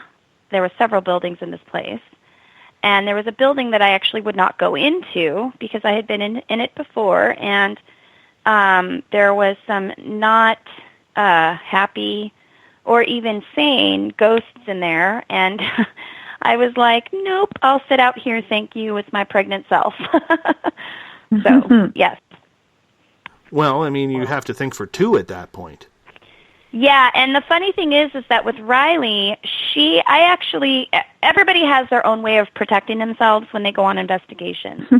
And I have this thing, I call it my shield, and I put up my shield when I don't want people to harm me or things to harm me or anything, and I put up my shield before any investigation, and I can lower it and make it thinner and do all this cool stuff so I can feel. I always forget to do that. Yeah, Jen always forgets to put her shield up. But anyways, when I was pregnant with Riley, me, so put your shield up. Sorry. When I was pregnant with Riley actually had her own shield. And so she would put a shield up, and it was thick and big, and I couldn't feel anything. And I remember we were at some silo remember, Kimberly, that silo in Ojai or something? Yeah, and I'm Grange. sitting there, I'm looking at my belly, and I'm actually arguing with the child that's in my belly to put her shield down so I could at least feel something. And she wouldn't. And, it was driving me nuts. I was already arguing with her before she was even born. What does that feel like, though? And sorry for cutting you off there, but I'm amazed. Like, the child obviously is still connected to the spiritual side, but what does that feel like when you already are trying to get around this shield that your unborn child has put up as you were about to go into an investigation? It felt like a tug of war. Maybe she knew something that I didn't know. That's why her shield was so strong that day, which is a very good possibility. But at that time, I wasn't thinking that. I was just thinking like, hey, I need to do what I need to do, so can you please stop putting the shield up? But the cool part about being a sensitive and feeling spirits is that I actually could feel the different spirits that were around me that wanted to occupy the body that was in my belly, which was one of the coolest things I've ever felt. And I could tell how many were around. With my daughter, there was 2. With my son, there was 3.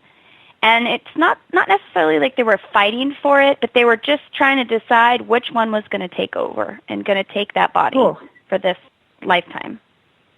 Wow. That's deep. Yeah. That's beautiful. That is deep.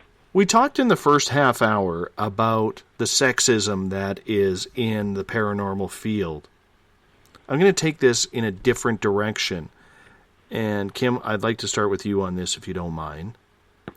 Sure. Have you ever ran into sexist spirits that wouldn't deal with you because you're women?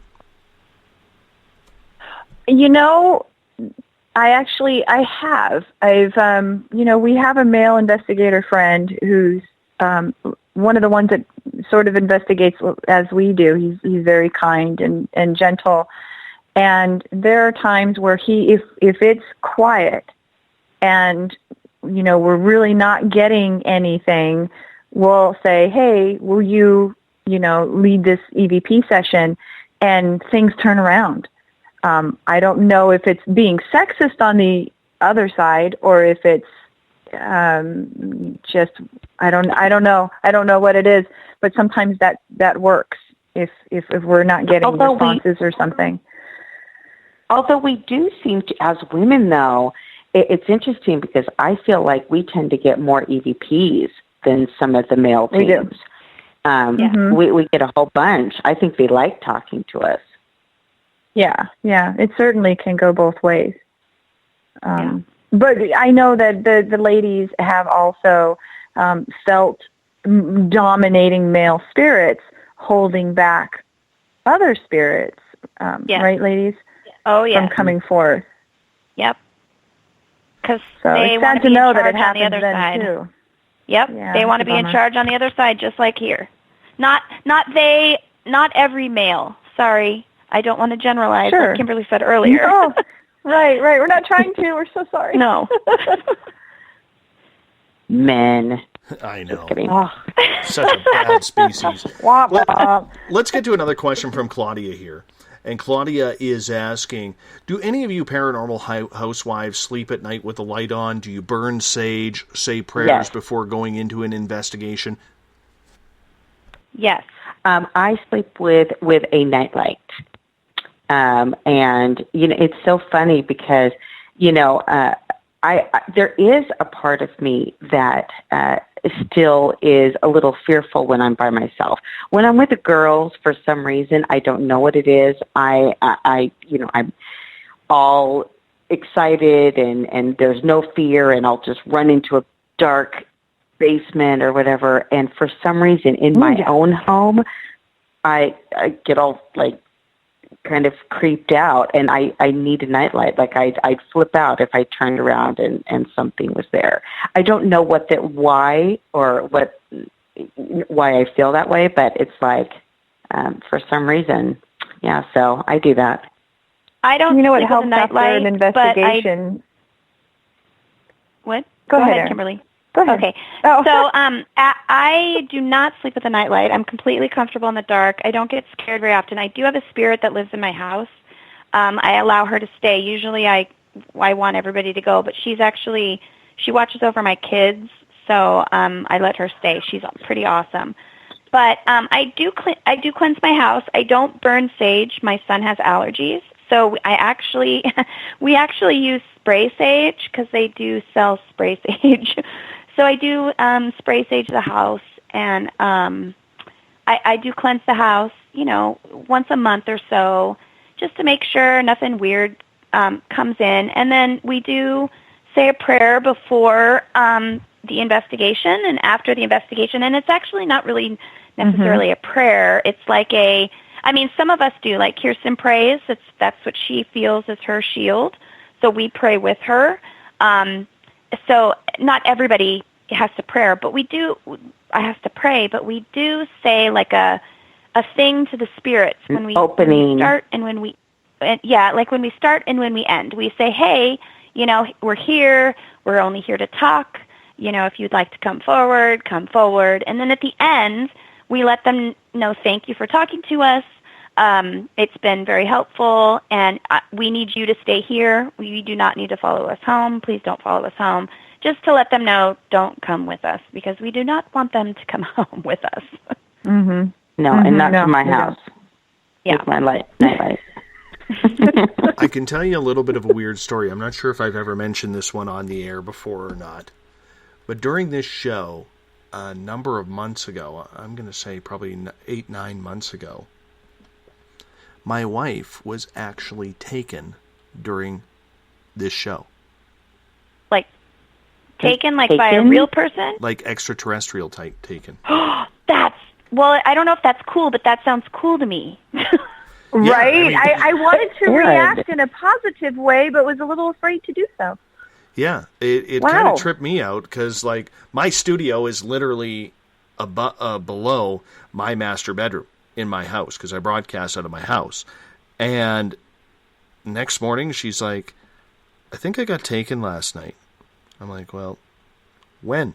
She goes, oh, it was definitely during your show because you weren't in bed and I heard your voice downstairs when I got back. That's so weird. Did it? Wow. Was she scared or was she okay with it? Oh, she's okay with it. She has pretty positive experiences. She's one of the lucky ones. Oh. Well, I have to say, I think that, and I know that this is not, I think my sister got abducted by aliens twice. She'll tell you that I'm crazy, but I swear when I was little, her and I shared a room, and I remember waking up in the middle of the night one night, and she was up looking out of our window. I had a window at the foot of my bed, and I would look at her, and I'd said, Carrie, get out of, stop looking in the window, go lay down. And she just kept looking at the window, and I looked over at her bed, and she wasn't there, and I looked at the window, and she's still there, and so I kind of leaned my head back, and I was like, Carrie. And I looked up, and she was gone. And then I looked at her bed, and she wasn't in her bed, and she wasn't at the window. And I thought to myself, okay, this is weird. I know I'm awake. At least I think I'm awake. And I laid my head back down, and then within a second, I looked back up, and she was in bed, not at the window, and she was asleep. And I woke up the next morning, I thought, well, that was weird. And then it happened again, like a couple of months later, pretty much the same scenario. And my sister has a very poor memory of her childhood.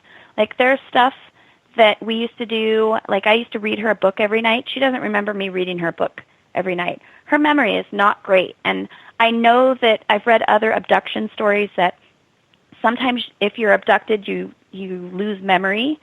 And I swear she was abducted. Like twice. Yeah, I've had freaky moments at night in bed where I will think that I'm waking up, but I've actually been awake, having conversations with somebody above me, telling them, no, I'm not going today. No, I'm not going to do this tonight. I'm not going tonight.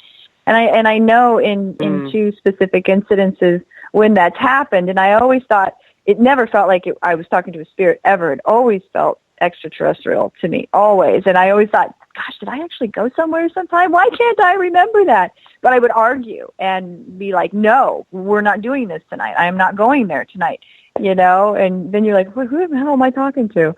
So sometimes I wonder, too. Mm-hmm. It would be great to be regressed and find out, if I learn anything from that.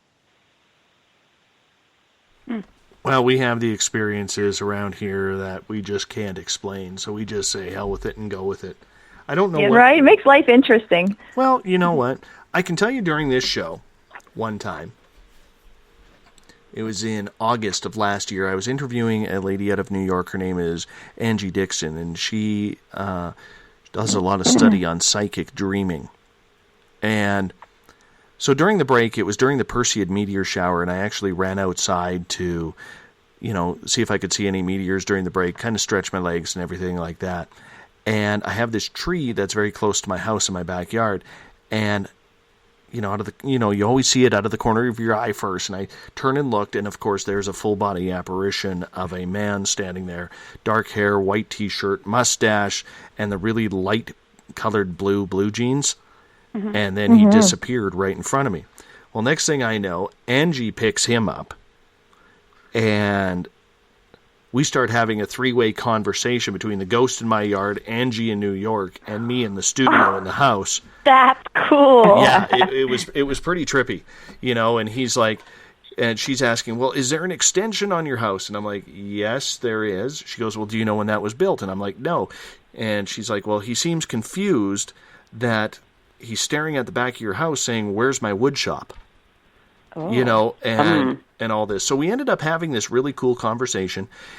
We asked him if he wanted to go to the light. He said no, he really likes the yard. He feels at home here. And he was very adamant to say, oh, I never come inside. Don't worry about that. I never come inside. And how polite. Yeah. And he's like, do you mind if I stay? And I said, no, I don't mind at all. I said, but I need a favor.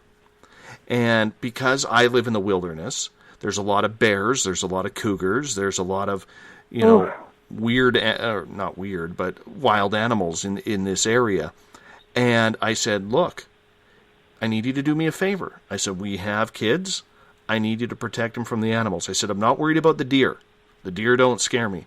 But bears and cougars especially, I really don't want them on my property. And sure enough, a few weeks later, I'm sitting in my studio starting to prep for my nightly show, and all of a sudden I hear my wife yelling upstairs. And so I kind of move, and I'm like, what's going on? She goes, didn't you see the bear in the backyard? And I'm like, no. She goes, I don't know what scared it, but it took off out of our yard and couldn't get over our fence fast enough. Oh, my God. That's so cool. Yeah. I just got That's chills. wonderful. Yeah, That's awesome. So it really makes me think that, you know what, he's holding up, his name is Richard, he goes by Rick. It really makes me think that Rick is holding up his end of the bargain on this part. So I'm pretty thankful for that. That's cool. Well, and what's wonderful about that, too, and there's the proof for you, is you had someone who was able to connect to him psychically, and you were able to ask that favor, and you two were able to have a dialogue through that person, which is wonderful. Yeah, absolutely. And he was very polite, because I remember the day we moved into this house, which was August 1st, and we're unloading the U-Haul truck that we used, and I swore, like I have trees in my front yard, and I swear between the two front trees near the road that I actually saw a white T-shirt kind of blurrily, if that's a word, blurrily walk along the yard from my right to my left. And I was like, oh, yeah, here we go. Yeah, moving from one haunted house to another. Wonderful. Because lucky you. Well, you get so used to it, right? You literally get so used to it. And and we hope for it. And then it happens again, But yeah, my wife being taken by the extraterrestrials, that's a whole different ballgame. And it's not the first time it's happened, but she, she's okay with it. And, they seem to like her, and, like her in a good way, not like, hey, we're going to, be stealing your ovaries or something along those lines. Your ovaries. Right. Yeah, that I would not like that. No. So she's very fortunate. Yeah. Let's get to another question from Claudia here. And I'll ask Claudia's you individually, awesome. starting from Jennifer. Claudia is wondering, and we'll do this individually because I think it's important that, I'm sure you all don't have the exact same process that you go through. But what do you do? I'm glad Jen's going first. Yeah. Jen, what do you do for protection when you go out on an investigation? Well, like we were saying earlier, I always forget to do that. I'm probably the person that doesn't do it. Typically, I just say the words. I just say, please don't touch me, don't follow me home, that kind of thing. So it's more of a verbal saying. I don't do like a full shield or have any jewelry or anything like that. It's just verbal for me. But I probably need to do that more. Right, Erin? Yes, you need to do that more, Jen. Oh, wow. Thank you. You just got told. No, we love each other. There's lots of love here. So no, it's verbal whenever I do it. And but see, what happens though is I want to feel things, and so sometimes I don't say it because I kind of want to get touched or whatever, and I think that you have to be careful. Yeah, you can still get touched and feel stuff while still protecting yourself. It happens with me all the time. Okay. Erin, what do you do for protection? Okay, so everybody used to make fun of me because They still make fun of me. I have We what's giggle. called I have what's called the shield, and it's when I first started investigating, I actually had to physically make a noise and move my hands around my body, thinking about a white light to shield myself. And I made a little sound, and I always got made fun of, and everybody used to make fun of me. I must have come And they would be later like, because I don't remember the sound. Yeah, because like that was my sound. It sounded like that's the sound, Please right? do that. Can you please do No, that? I don't. still? I don't need to do it anymore. I don't need to do it anymore. Oh, for so me. now though, For me. Okay, I'll do it next time for you. I still have the Next time I shield. would like. I don't need to make the noise. I don't need to put my hands around. I can just think about it, and it works just fine. But no, I have my little shield, and I can raise it and lower it and make it thinner and thicker, and do cool stuff with it so that I can feel stuff when I want to feel stuff, and I can be protected when I want to be protected. And then also what I do every single time, without fail, when I get in my car to leave, I say out loud in my car, "No one can follow me home. If you're in my car, get out." So I do that too. Just get out. Get out, Yep. damn it. Yeah. Oh. Well, I don't say "damn it" because that's rude.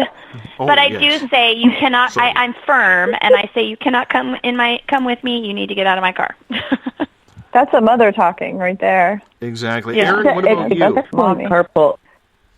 Except when we carpool, because I don't remember that. Oh. You just say it in your I've said head. it before. You know what? You probably don't. Jen's exiting the car. I would- Okay, I'll get out. Yeah. You're like, I'll get out. Kimberly, what about you? What do you do to protect yourself? I'm not nearly as interesting. No, you know what's funny is my dad told my aunt, I've been doing this for quite a few years now, but he's only told her 2 years ago that I do this. And she goes, "So your daddy tells me you're dancing with the devil." Just like that. And she says, "Well, I'm going to pray for you every day." And I'm like, "Great, I'll take it." Because again, I'm not the sensitive of the group. I don't even think about these things. But Erin would say, "Well, I'm protecting you right now." Or if Kirsten's saying a prayer, I'm like, "I'll take it." But I got nothing for you. I got nothing. Yeah, right. Thanks. It's just hopefully There's no standing help. next to them. But I don't know. It's interesting. I think some people who are certainly sensitive probably do need the protection, or else, you've got these hanger-ons because they know they're sensitive and they know they can communicate easily with them.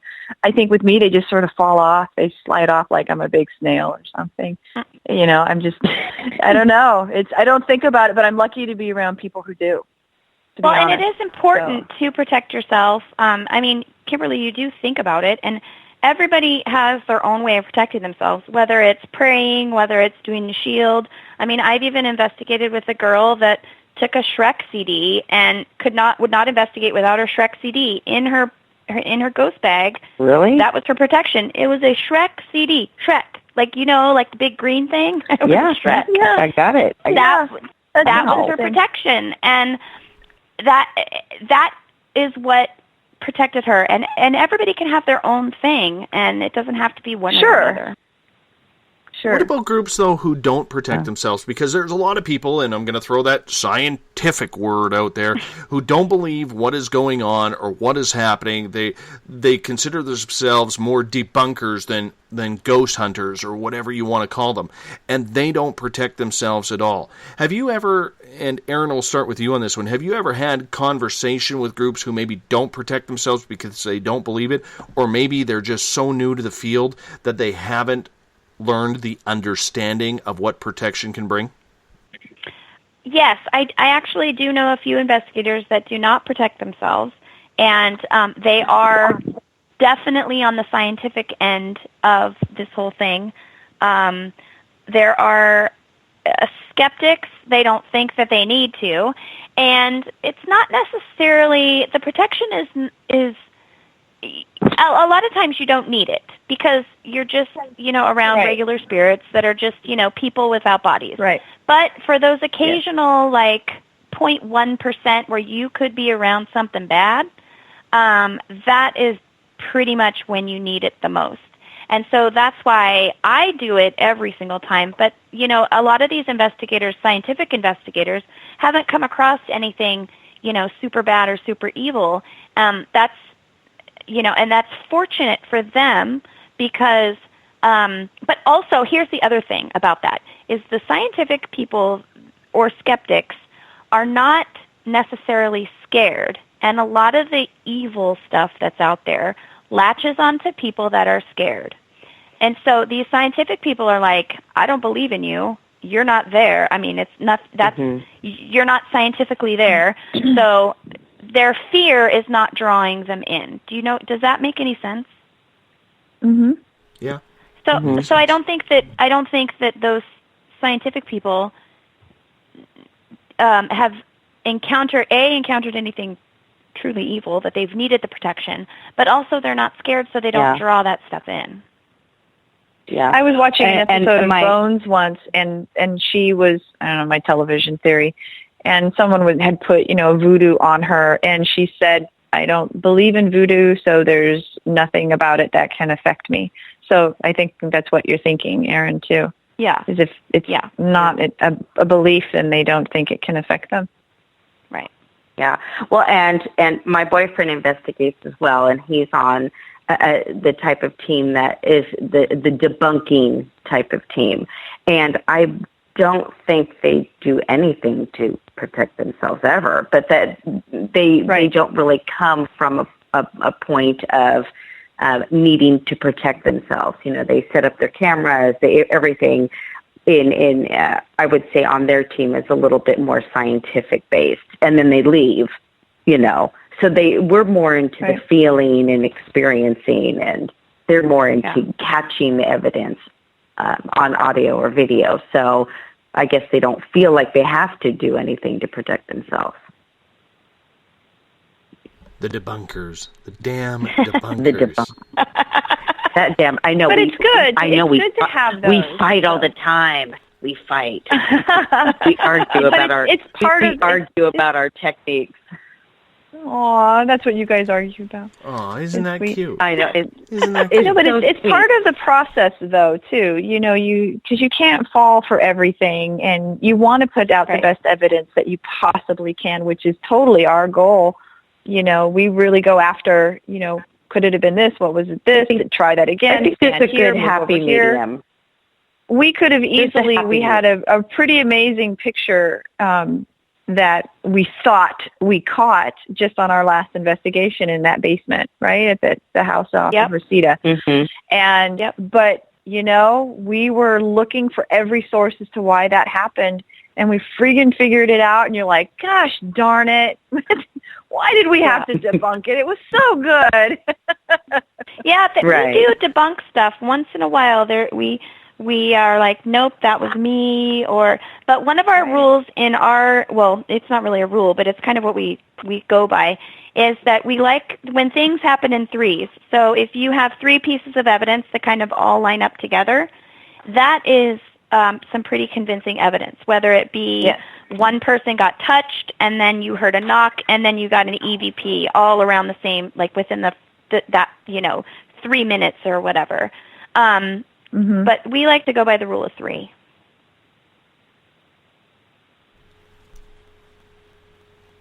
J.A. has a question in the SOR Space Travelers Club, and I think this is important, and this will probably take us into hour number 2 as well. Or hour number 3, I guess. Hour number 3. Goodness, I'm running out of time here. Yeah. The question is, do the Paranormal Housewives have a purpose behind your investigations besides just documenting by EVPs or etc., such as helping spirits resolve issues that keep them earthbound or helping people out?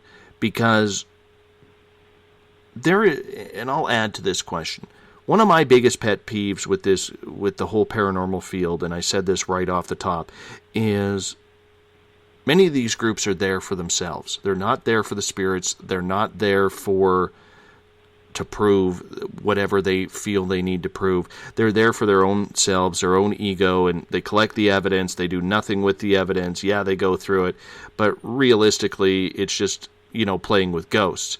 Are you different? This is Erin. I'll start. I think that in our team, everybody has a different purpose of why they do this. I know for me, my purpose is actually to contact the spirits and see if there's anything I can do to either help them or help the living live with the spirit. Because I grew up in a haunted house. Well, I'm not necessarily going to say it's a haunted house. There was a spirit in the house, and I grew up with him, and we lived together. And actually, when my mom moved out of my childhood home, we asked him to go with her, and he did.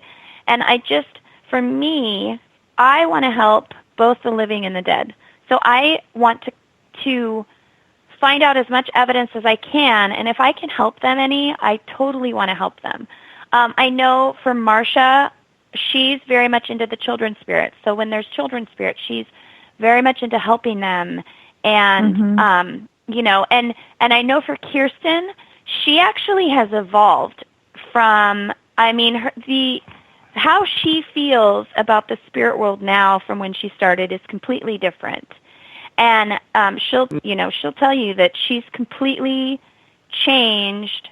At first, it was like trying to prove that it exists, and she was very much into this is getting the evidence to prove that ghosts exist. And then after a while, she didn't care that she needed proof that spirits exist because she knew, and so her focus changed. And I think that Kimberly and Jen can say their own things, but I think everybody is in this for a different reason. I remember one of some of our best investigations have been held at this church that Erin had set up for us. And to me, that was always where I could find the answers of the afterlife, where they would actually almost answer your questions of the afterlife. Is there a God? Will I see my family? And, again, it's not trying to prove to the world that ghosts exist, because sometimes you're just not going to change people's mind. They have to experience it themselves, and that's it. Because there's a lot of crap out there and a lot of fake stuff out there that people are just like, they're over it. And they don't believe anything now unless they experience it themselves.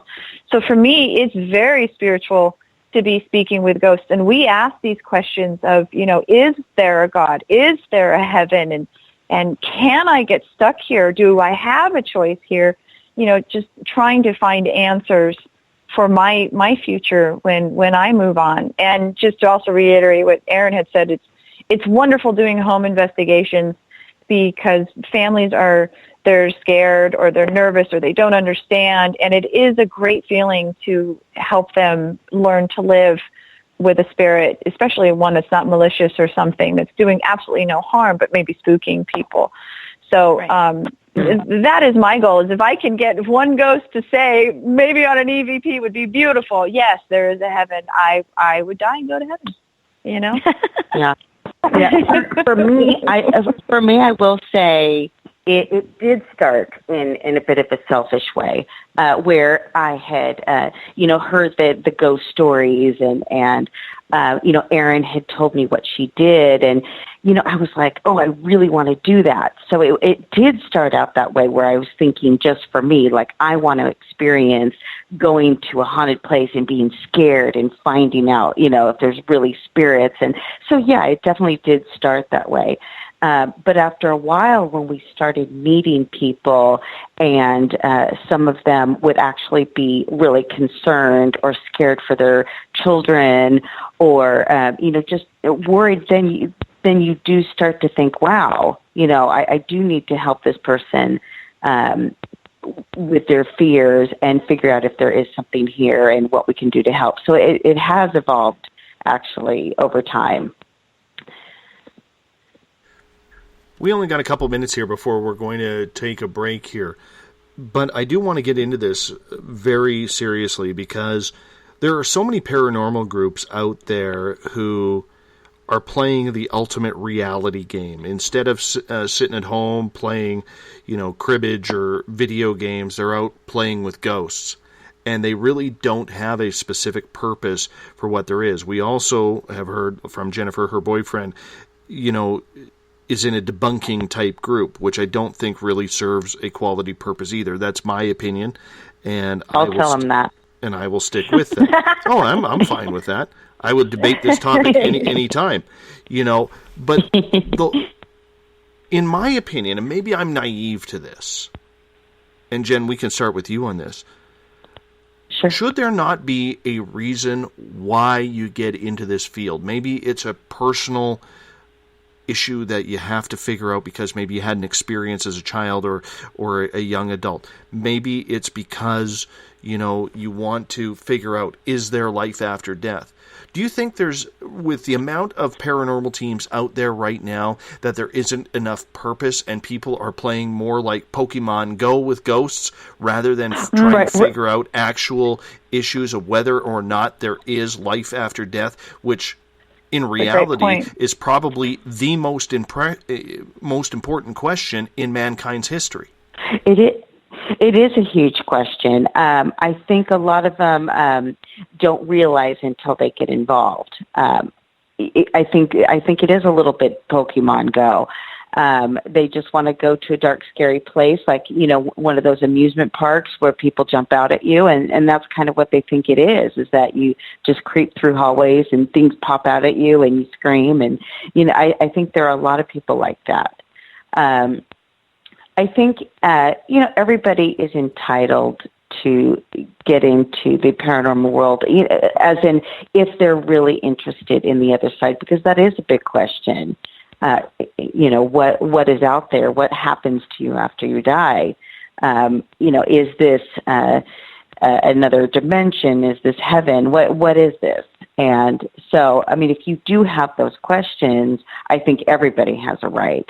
But if you just want things to pop out at you, then maybe you're going in the wrong direction. There's actually a debate going on in the paranormal world on the difference between a ghost hunter and a paranormal investigator. And hold that thought, Erin. Hold that thought. We're going to step out for a break. You're listening to Spaced Out Radio. Paranormal Housewives are our guests tonight. We'll be right back after this break. Thank you.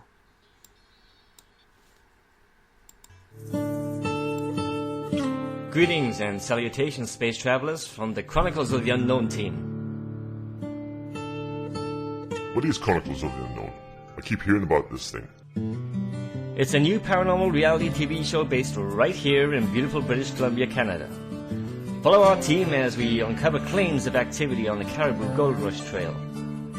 You can also follow us here every third Monday, where 2 members of our team will be available to answer your questions. We'll give you some equipment updates and some of our experiences on the road, right here on Spaced Out Radio. Hi there, I'm Butch Witkowski, lead investigator with the U4COP. On the final Monday of every month, you can listen to me and host Dave Scott on Spaced Out Radio's Strange Days. We're going to get to the heart of the matter when it comes to what's happening out there. People are seeing and experiencing things from ET contact to Bigfoot, and I want to hear about it. Your experiences are what we investigators need to help solve these unknown mysteries. So tune in at spacedoutradio.com to the final Monday of every month from Butch Witkowski's Strange Days. Visit purpleplates.com today. For over 40 years, the Purple Energy Plates have been delivering amazing results for their many customers. Inspired by the great genius Nikola Tesla, the harmony, healing, and energetic effects of the plates have proven over and over to be beneficial and often miraculous to thousands of customers. With their money-back guarantee and the many benefits, how can you afford not to get one?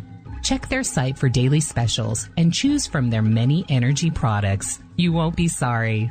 Visit them today at purpleplates.com for mind, body, and spirit, and expect a miracle. This is your medium, Joanna, from Spaced Out Weekend, 2 mediums and a large. I would love it if you would come and join us with host James Tyson every other Sunday on Spaced Out Weekend. Together, we will take your calls and your questions live. Our goal is to provide you with a positive outlook on deep questions that you may have. Questions regarding love, relationships, money, or whatever else is on your mind. Come and check us out at spacedoutradio.com. Have you checked out the SOR Spacewire at spacedoutradio.com yet? Every day we post the latest stories regarding the weird, strange, and completely unbelievable. From cryptid and UFO sightings to the conspiracy world, we tackle it all. Hi there, I'm Eric Markham, Spaced Out Radio's news director for the SOR Spacewire. And if you have a story, I want to hear it. Email me at news@spacedoutradio.com. Patrolling the Pacific Northwest, we are always on the lookout for the strange and unassuming stories that real people are experiencing. Hi, I'm Vincent Zunza from Pacific North Weird. Me and Alexandra Sullivan have teamed to bring to you those odd stories that never seem to make it into the mainstream. Stories so weird that will leave you scratching your head wondering, is this real? It's as real as it gets with Pacific North Weird. You can watch our videos right here at spacedoutradio.com. Become more intimate and interactive with Spaced Out Radio. Join our Space Travelers Club with your new membership. For $5 a month, we'll provide you with special access to the website, monthly prize draws from books to psychic readings, along with monthly newsletter, private interviews, and more. Sign up today to be part of Spaced Out Radio's experience. Every month on Spaced Out Radio, we look into the deep and dark reports of cryptids roaming around the world with me, Rob Morphy from Cryptopia.us. I would love it if you would join me and host Dave Scott as we delve into the most arcane stories and reports regarding creatures of the unknown. My job is to hunt down the details and bring the evidence forward to you. These aren't your regular Bigfoot stories I'm talking about either. You can find out more about crypto history at spacedoutradio.com. Looking for a place to advertise at a very reasonable cost? Look no further than Spaced Out Radio. SpacedOutRadio.com has an advertising tab that you can click to check out our daily, weekly, and monthly packages to play on the radio, or our website including social media. From commercial spots to banners, we have it all. Check out our competitive pricing today.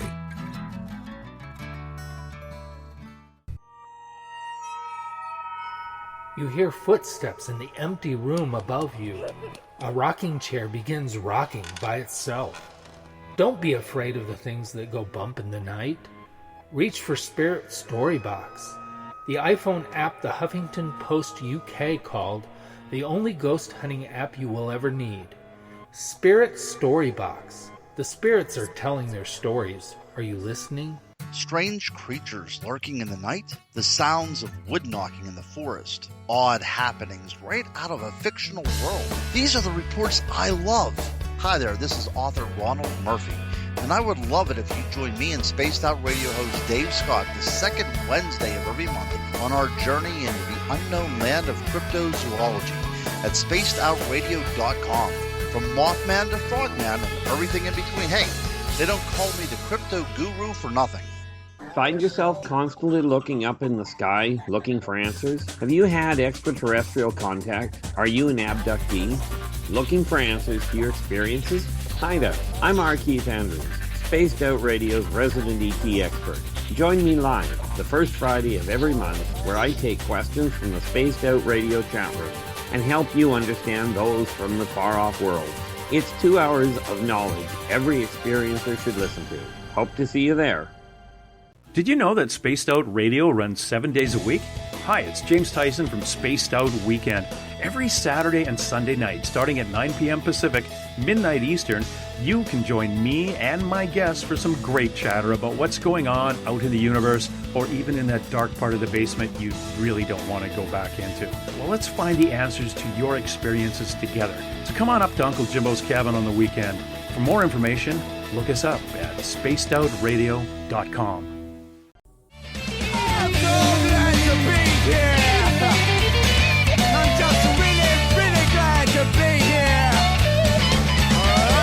Would you like to connect with us on Spaced Out Radio? Head to spacedoutradio.com to check out the latest shows, guests, and sponsors. And don't forget to sign up for the Space Travelers Club. You'll find all you need at spacedoutradio.com.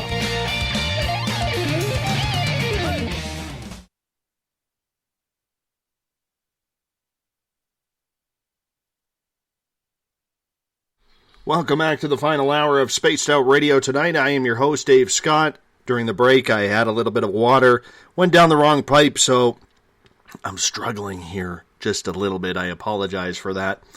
Tomorrow night on the show, we are going to be talking with author Sheila Renee Parker, pardon me. We're going to be talking more about the paranormal, the ghosts, the activity, and the spirits that are haunting us. 9 p.m. Pacific, midnight Eastern Time. Everything at spacedoutradio.com. Remember, if you want to follow us on Twitter, you can do so at Spaced Out Radio. Give our Facebook page a like, Spaced Out Radio Show. On Instagram, we can be followed at Dave Scott, SOR. Subscribe to our YouTube channel, Spaced Out Radio Show. And our website is spacedoutradio.com. While there, you can join up for the SOR Space Travelers Club. It's only $5 a month. You can win monthly prize draws. You can get access to a special section for posting on our website, and so much more. Read up on the SOR Space Travelers. Make that the SOR Space Wire, which is our news director. Hey, guess what? I forgot to mention this in the first hour. You can now listen to us on iTunes. So we have now signed up for iTunes. All of our archives are there. You can listen to any show that you want. I'm excited to be a part of iTunes now and to have this show a part of it as well. It's kind of another big feat as we take another giant step forward in this show. Remember, you can find everything at spacedoutradio.com. Tonight we are talking with the Paranormal Housewives out of California. We got Erin, Kimberly, and Jennifer with us. Kimberly was going to dash off early, but she's having way too much fun. She's sticking around. Thank you for that. Oh, thank you. Right before the break, we were talking about the purpose of paranormal investigation. And we got into it a little bit with Jennifer there in regards to the fact that there's a lot of teams out there using this as an adventure game. They collect the evidence, they go through it, we got an EVP, we got an orb here, and something walking over there. And they're spending thousands of dollars on equipment. Sorry, I'm still coughing here. I apologize about that, even though you didn't hear me. I'm quick on the mute button tonight. Yes. You are. You are. Anyhow, Erin, I'm curious to get your opinion on that, because in my opinion, there's a lot of time being wasted. There's a lot of investigations being wasted in the fact that we're not finding solutions to answers to these questions. And do you think I'm naive in saying that the purpose of these investigations should have some sort of conclusion? Whether it's scientific or not is irrelevant. But in the end, shouldn't we all be trying to figure out what it's like on the other side? Because the one guarantee in life is we are all going to die. And I know from my own personal fact and my own personal faith, I believe there's something there. My experiences tell me there's something there. But we still need that, as a human, that concrete proof. And we have thousands upon thousands of investigators out there doing this. And it doesn't seem like we're any closer to trying to garner the answer to that simple question. Right. Yeah, I've been thinking about that actually for a while now, thinking what can we do differently, or what can we start doing? Because I think we are, and for not just us, but every group out there, I think we're using the same tools and equipment and methods, and I do think we need to start exploring different ideas and coming up with a different way to go about it, because I don't think we are coming up with answers. Yes, we are coming up with voices, EVPs and stuff like that, but there's got to be something that can take us to a new level. I totally agree. Yeah. I think we all need to. That's brilliant. All need to go up a step. I do. What is that step? Yeah, we don't. Right. I don't think anybody knows what that next step is. The teams that are out there are just every team is different, and there are some teams that they want to find like the Holy Grail and show everybody like, hey, I got this apparition on my camera, and so this is you can now say I so and so have proven that there are ghosts. And a lot of teams out there are like that. And unfortunately, I'm sorry, Dave, you're a guy, that's where the guys' egos come into play. They're always like, well, this is my spot. I found it here. And no, this is my spot. I found it here. And there's so much controversy in the paranormal field. Whether it be, like I was saying before the break, there is even an argument on if you're a ghost hunter or a paranormal investigator.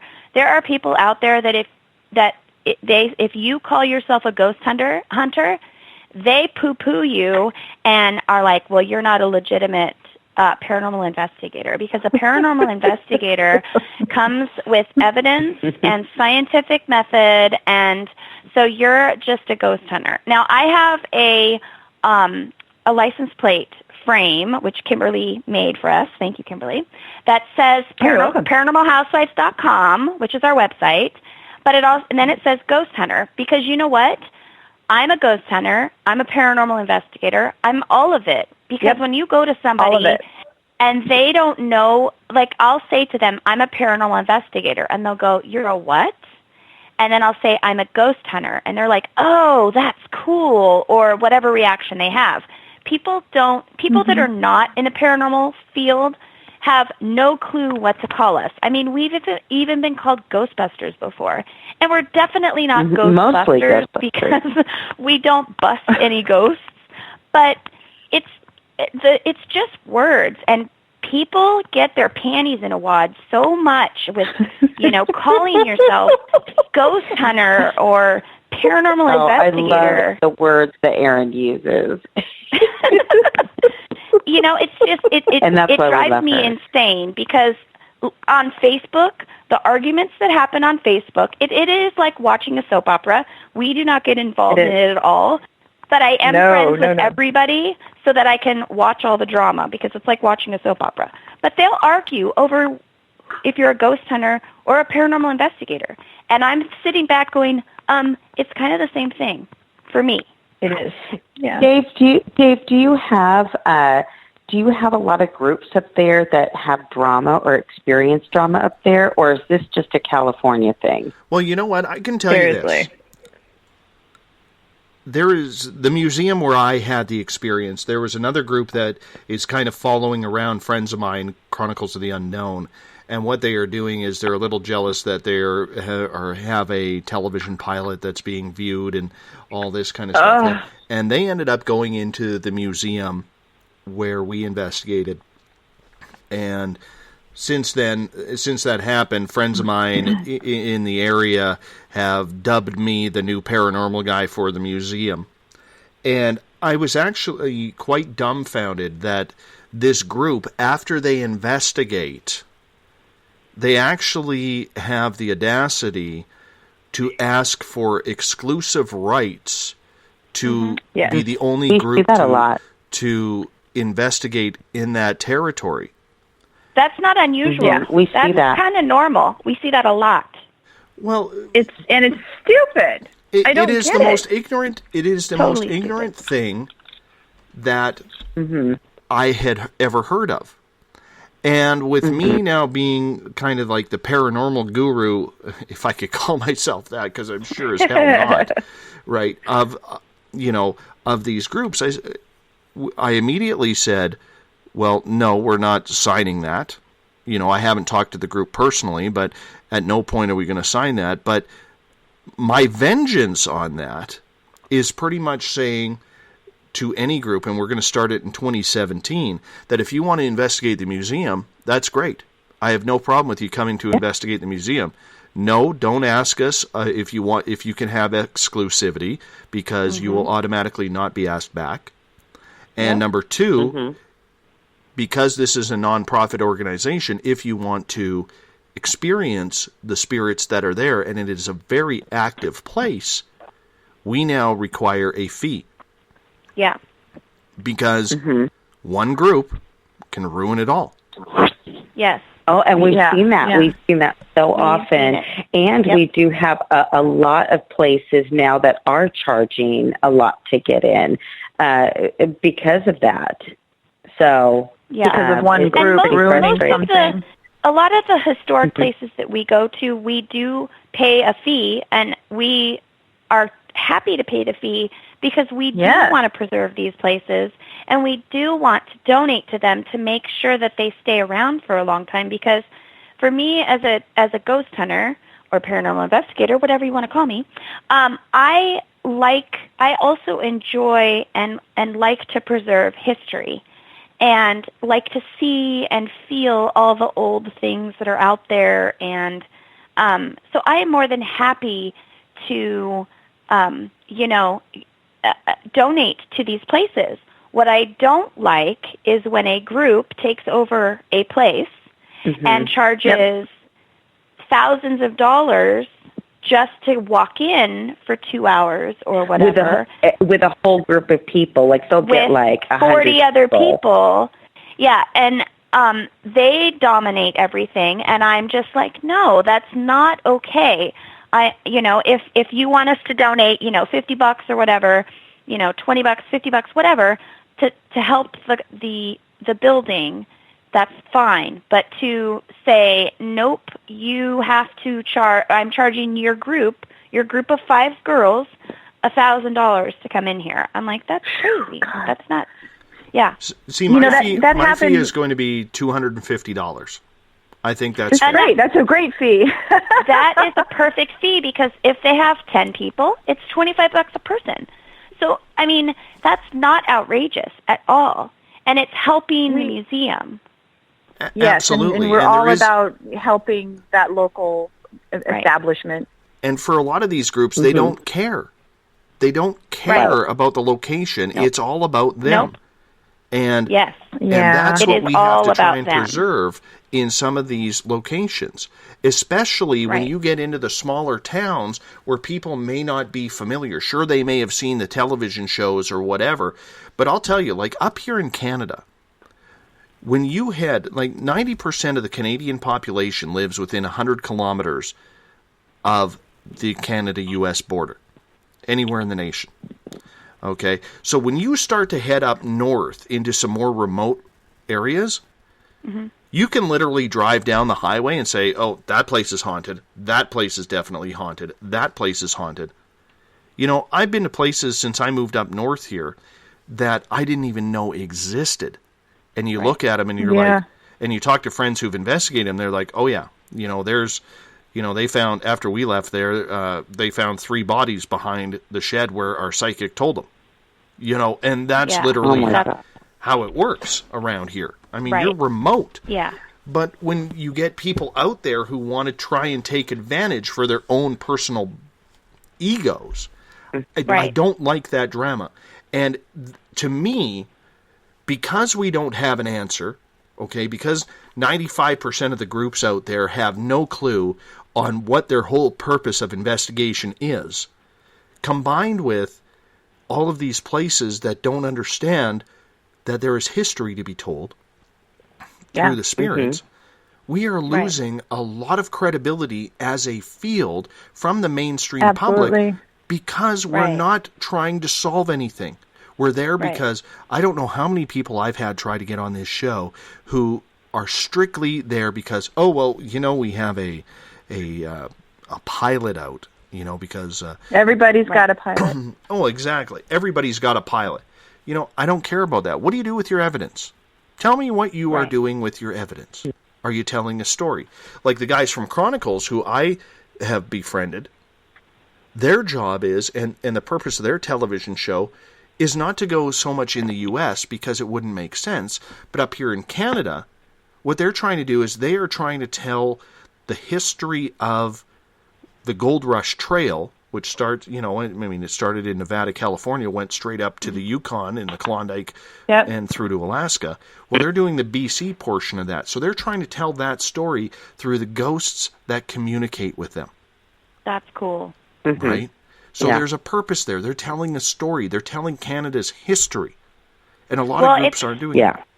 it's funny because we have been asked several times by several different producers to do a television show.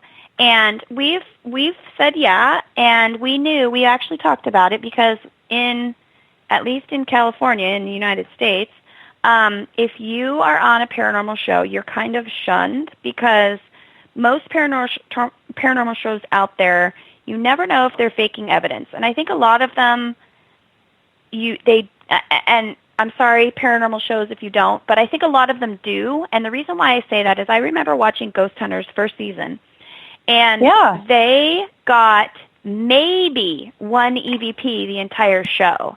And the whole time you're sitting on the edge of your seat going, what's going to happen, what's going to happen? Now they get tons of evidence all the time, and it's like sometimes it's not reality.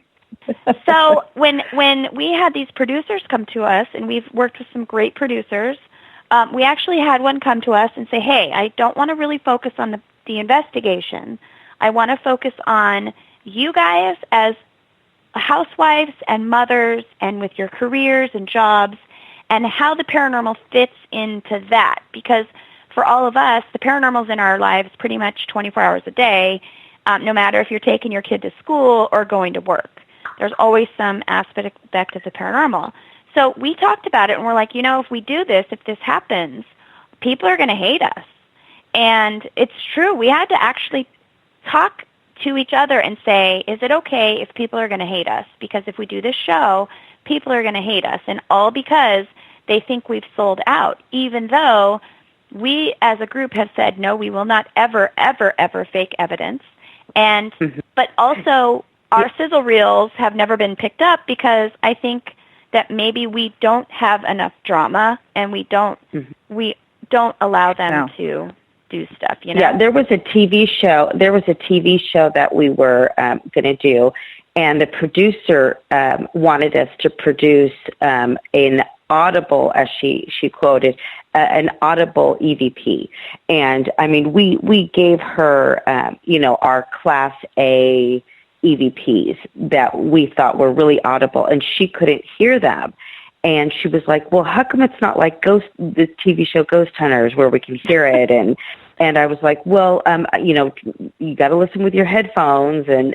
And she still couldn't hear it. And I was like, well, they probably have equipment that, that they can get, or they're faking it, one of the two, because usually EVPs are very quiet. Usually you do have to hear it with headphones or replay it over and over again.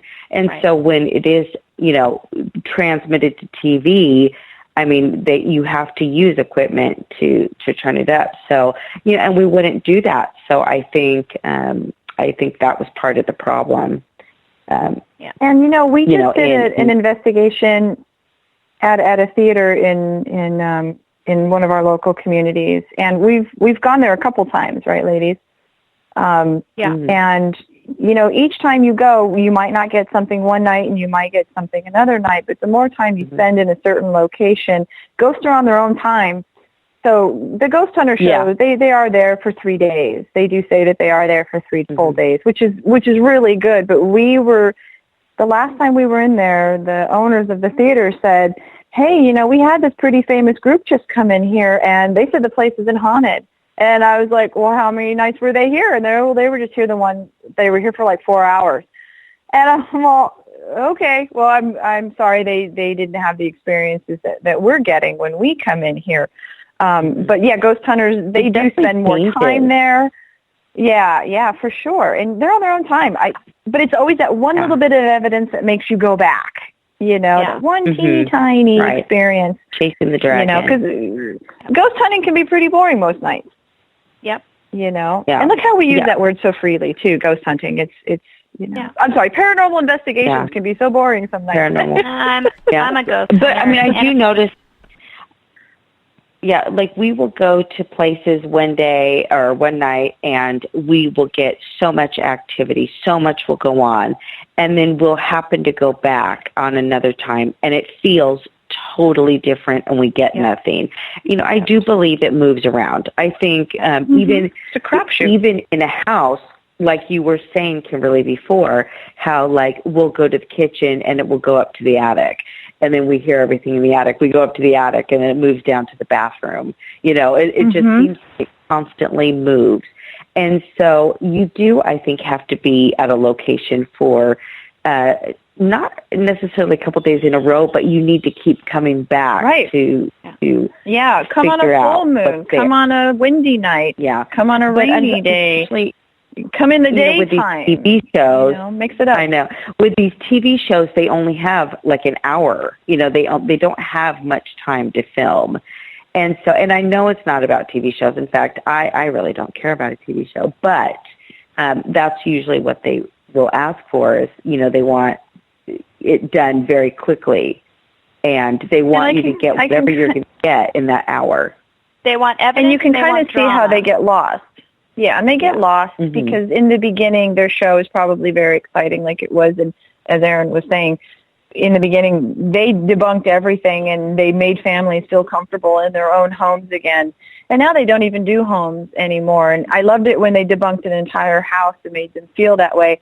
But I guess the audiences just got hungrier and they needed to see more. And now we're oversaturated, and now we got to think out of the box. Do we need to investigate underwater? Do we need to investigate while we're in REM sleep? What do we, I mean, what's the next step? Maybe take a different step. Yeah. We need to find the next step, ladies. That's our job. I don't want to investigate underwater. No. Scuba gear? Snorkel? No. I'm in, Kimberly. How many demons have any one of you ever run into? Because demonology... Zero for me. And you got to admit, I mean, demonology and these demonologists have popped up like quicker than, you know, Jack in the Box on the corner. You know what I'm saying? Yep. Yeah. That's a tricky line, though. Experienced anything. Yeah. I have experienced one, and it was that house that I told you about earlier. And we left, and we got a special team who specializes in demons to go in and fix it. But we now have friends that do this, Erin, which is a little disturbing to me. I've been seeing things on Facebook with normal paranormal investigator friends who say they're headed off to handle demons at a house. And I'm thinking, how do you know that's what you're dealing with, A? And B, how the hell do you know how to deal with it in a family's home where people are involved? I do think that people... I'm bothered by it. ...are getting a little too... thinking anything is a demon, Because I've literally encountered one in my entire I hate the D word. It's also career. A religion thing. Don't you guys think it's a religion thing, too? Because I know in the Catholic religion, everything seems to be demon. And I'm not Catholic. And so that's not really on even my board. Like, I personally don't even really believe in I agree with you. I am malicious spirit, religion, but well, the one that I did encounter, I am not religious. I was raised Catholic, but I'm not Catholic now. The one that we did encounter at that home, I do think it was not like anything I've ever encountered before, ever. And so it was definitely different, and whether that is called a demon or whether that's called something else, I don't know. It was bad, and I did not want to be a part of it. So I'm glad that it's a nice term of describing it. Yeah. So I'm glad that I knew a team, a team that was well established and had been doing this kind of type of stuff.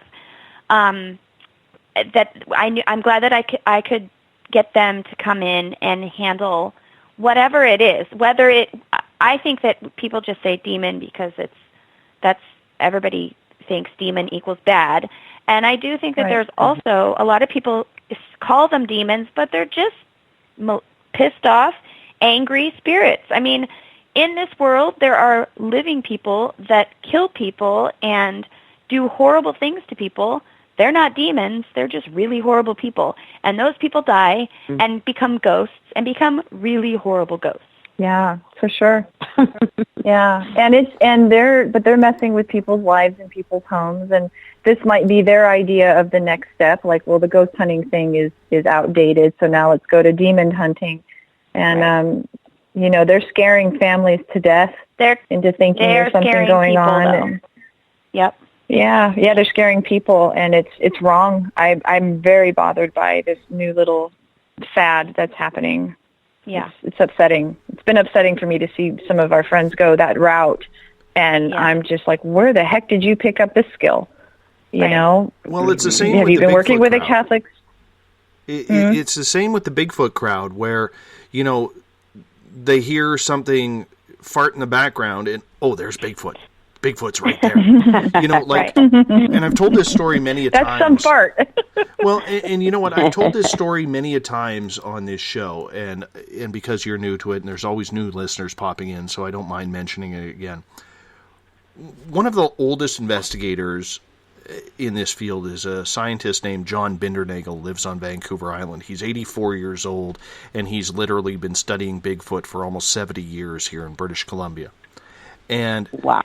He had heard, I went to a conference last year, and he had heard that I was coming and that I had had Bigfoot experiences. So here I am thinking, oh my gosh, I'm going to meet the Gordie Howe or the Babe Ruth of Bigfoot research.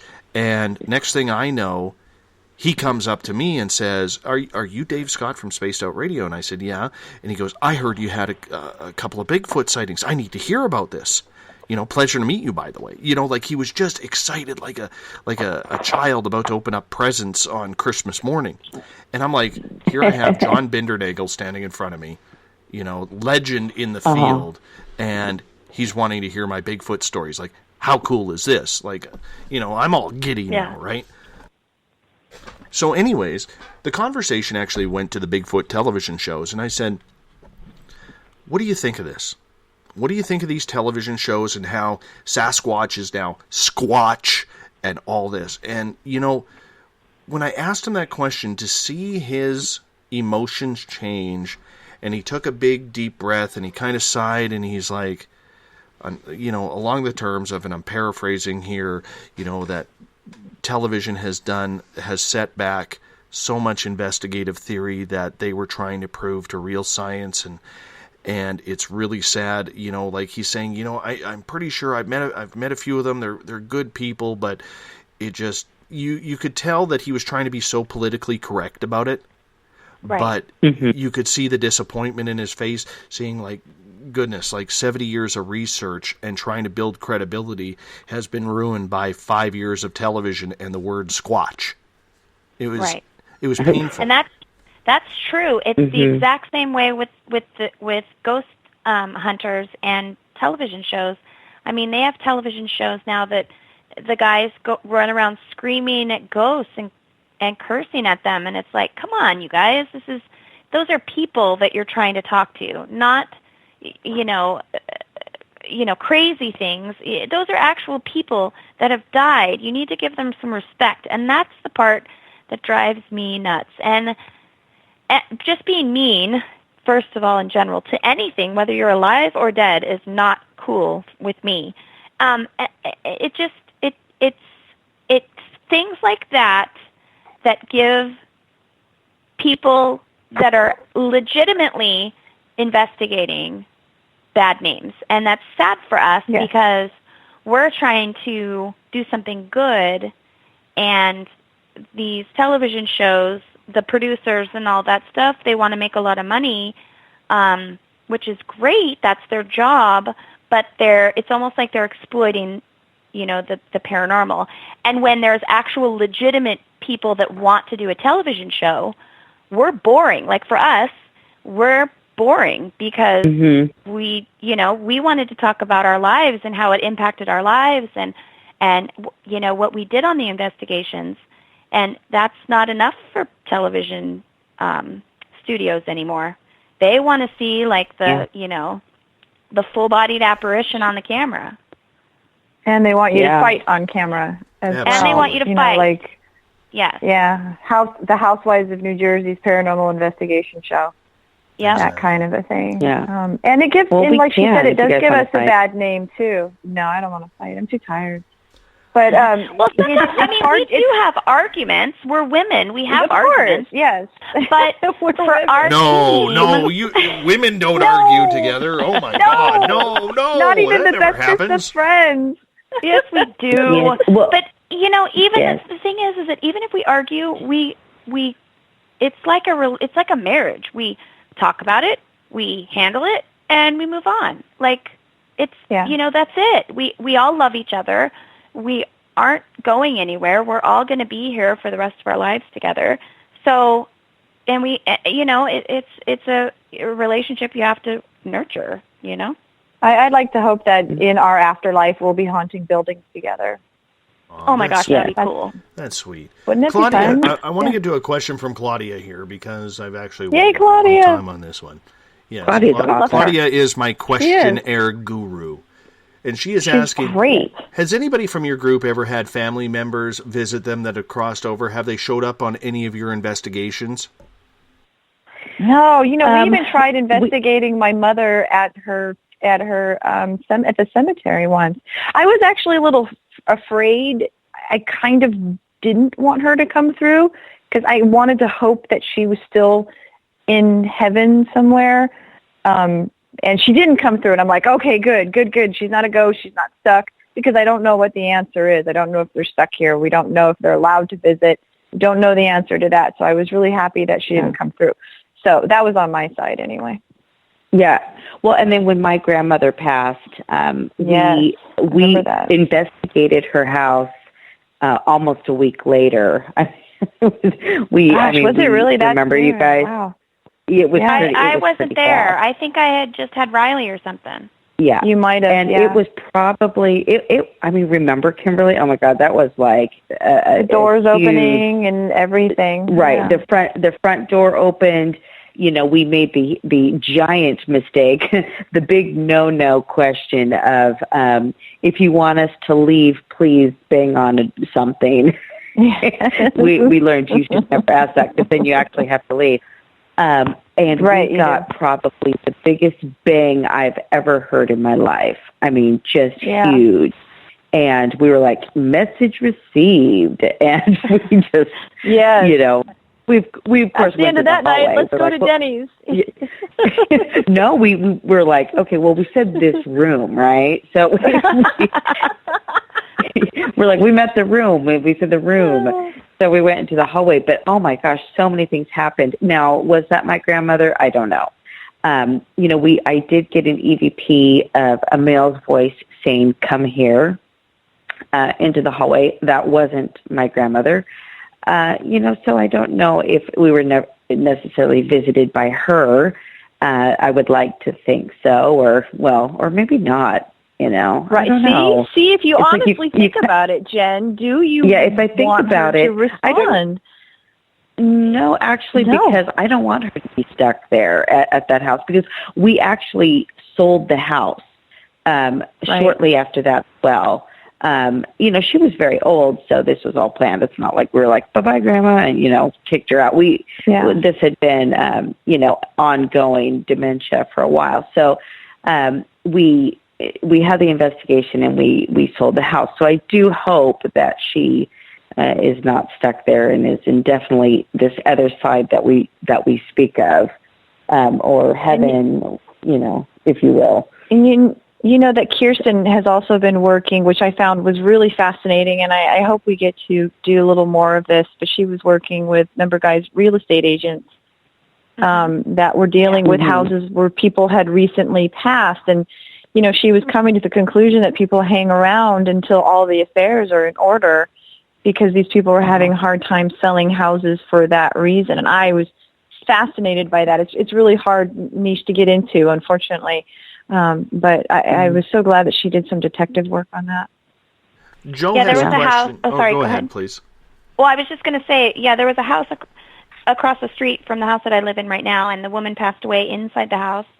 And they got it ready to sell, and they had an open house, and I decided to go over there to see if I could feel anything. And I went over there, and I could definitely feel the woman that used to live there.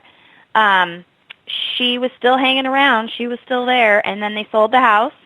I met the new people that moved in, and I went over into their house. I said, hey, just hey, I want to see your house. Just, they didn't know what I did. And I went in and she was gone. So I think that once their stuff is gone, I think that hopefully most people go with their stuff. Let's get to Joe's question here. That's something, if I may, real fast, too. Yeah, especially for paranormal investigators that are out there working in residential areas and in homes with families, it's important to ask them, in my opinion, do you really want to know? Do you actually want to hear the voice that's on the other side? Because that adds a whole new perspective to the spirit that you're sharing space with. You now hear his voice. Oh, now you know that there's a man wandering around in your house. Maybe you're living in Grandma's house. Do you honestly want to know if this is Grandma? How would you feel if you heard Grandma's voice? It's just questions to pose to people. It's really emotional. I'm glad we didn't find my mother. I'm so happy. As much as I miss her, I'm would love to hear her voice again. Because in those EVPs, you can hear the accent, you can hear the age, you can hear the voice that you recognize. So that's something I just wanted to put out there. Awesome. We're going to get to Joe's question here, and he is asking, I am from Ventura County down there where you are located in SoCal. What's the most haunted place that you have investigated in Ventura County? La Purísima. Go, Kimberly. That's your hood. It is my hood, huh? I'm in Camarillo. Ventura County's got great haunts. A lot of the old what's the tavern? Not Glen Tavern? The Glen Tavern in Santa Paula. Yes. Is a fabulous place to go. You'll dig that. Again, we like La Purísima. That never seems to let us down either. And the Bella Maggiore in Ventura. Camarillo, yeah, it's all Camarillo. It's so good. That was a big one. Although you can't get into Camarillo anymore, or the school is there now. Yeah, the schools occupied all that now, but you can't even go to the Scary Dairy anymore because they've got it all boarded up. The Glen Tavern Inn, that's a great place. You should go rent a room. Room 307 is the haunted room there. And is that where we caught an EVP there? Is that the one where the woman says, "Are we ghosts?" That was close to the one. Yeah. That was close to the one place where we got that. Yeah. And then Jen and I, in our room, I got touched in the middle of the night when we were staying there. I'm going to our friend's wedding there in November. Yeah. I'm super excited for Frank and Dawn to get married. Woohoo! So we're going to go stay there and do an investigation after their wedding. So that'd be cool. I met Kirsten at the Bella Maggiore. She was staying there and she was friends with a fellow investigator, and that was the first time I met her there. And she was staying there, and we all walked up so she was able to let us into Bella Maggiore on Main Street, I guess it is, in Ventura. Great old hotel, and she was able to unlock the door and let us in and visit with her, and we walked upstairs, and the minute we walked upstairs, the woman goes, "Hello!" And we all were reaching for our equipment because we weren't ready to start. We're like, oh, it was perfect. So Ventura's old. Ventura's got a lot of great haunts. And if Joe finds out anything of any place, let us know. Yeah. In California, do they have to legally tell you if a home is haunted? What I know is that I believe that if it is a violent death or of AIDS, you have to disclose that information forever. Like no matter what, you have to disclose. I think you have a 7-year period. If a death has happened within the last 7 years, they have to disclose it. But anything beyond that, they don't have to disclose. So if they don't have to disclose if it's haunted. Yeah. So you have to actually research beyond 7 years if there's been a death, which I'm actually going through right now because I just moved and we're getting a lot of activity. You have but they have not. There's something here, and it's been obviously 7 years since anybody has died in the house. So I'm trying to figure out, I have to actually do research. But yeah, like I said, if it's violent or of AIDS, they have to tell you. Why of AIDS? I don't know. You know, we were talking about that the other day. I don't know. Maybe my it's like, mom that's like is an old rule. a realtor. Yeah, she's a realtor, so I'll ask her. But you know what? We were totally just wondering that too. It's those two things: violent or AIDS. Interesting. See, I know up here you do not have to disclose if a home is haunted, but if someone asks you, you should have an answer. Right, because every house that I have gone into with my realtors, even the one I'm living in, is the place haunted? And they're like, no. Great. No, but I will ask. Would that cause a problem in the sale? No. You know, but it's just one of those things, because you had mentioned that one of you had mentioned that realtors have called you before after something has happened. Yeah, Kirsten. Yeah, so Kirsten was talking with some of them.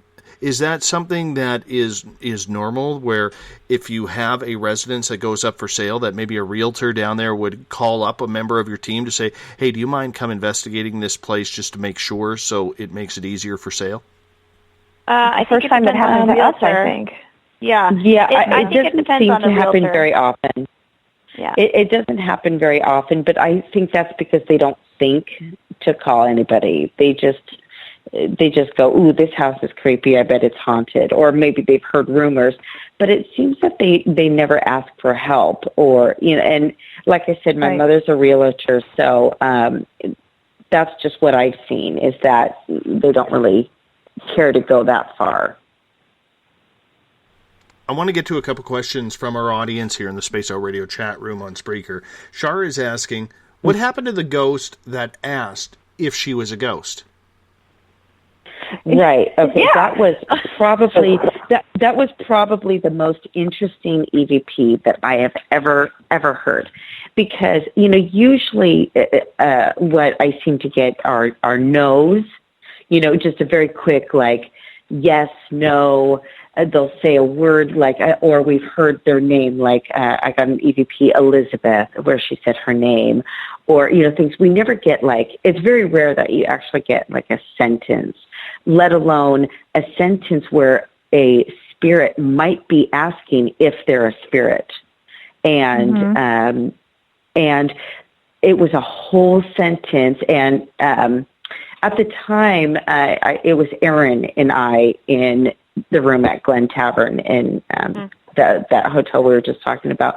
And it's a girl, and she says, there is a male voice that says, I miss you. And then a while later, a girl starts to talk, and she goes, are we ghosts? And she asked this question. And I mean, that was just, it was crazy to hear that, because I was thinking, oh my gosh, like, you know, that sounds intelligent. Like this person's actually asking questions. It's not just a residual, you know, or, you know, it seems like it's intelligent. It's actually wondering about their whereabouts. You know, have they crossed to the other side? You know, yeah, and it actually, that EVP actually proved to me something that I had thought, I have been thinking all along, that there's different reasons why the spirits are here and they stay here. I feel that they're either, they die. When they die, they don't know that they've died. Like they don't realize that they're dead. Or they don't want to move on to where, they're scared to move on to wherever they want to go to, or they just want to stick around. So this girl really, I feel, didn't know that she had died, and it was so heartbreaking almost when we heard it. Sad. And did you guys hear that when you were, because I wasn't there, did you hear that when you were back at home? Or did you hear it? It was, oh yeah, that's when I listened back. And yeah, we didn't hear it audibly. We heard it through the recorder. Right, and it wasn't through real time. And that's what stinks too, because real time is it's hard to do EVPs real time because you can also hear your pants moving. You can hear the hairs on your arm standing up. So real time audio is really hard to do. And you don't know until you've gotten home that you caught this great conversation that you want to be a part of. It's too late. Right. What was crazy is that there was that EVP beforehand where there was that guy saying, I miss you. And then she says, are we ghosts? And I'm wondering, were they together? Like she's saying the word we. So who's she with? Right. So a lot of, that was probably the most interesting one that I've ever gotten. Kirsten was at my house one time because I live on I live in a very haunted area, and she was at my house because I was having ghost issues, and we had a recorder going, and we were on my computer looking at pictures that her husband had actually taken on Flickr, and this big gecko face popped up on my computer screen that he had taken, and I said, that's a great picture. And then when I went over my audio, a man's voice goes, picture.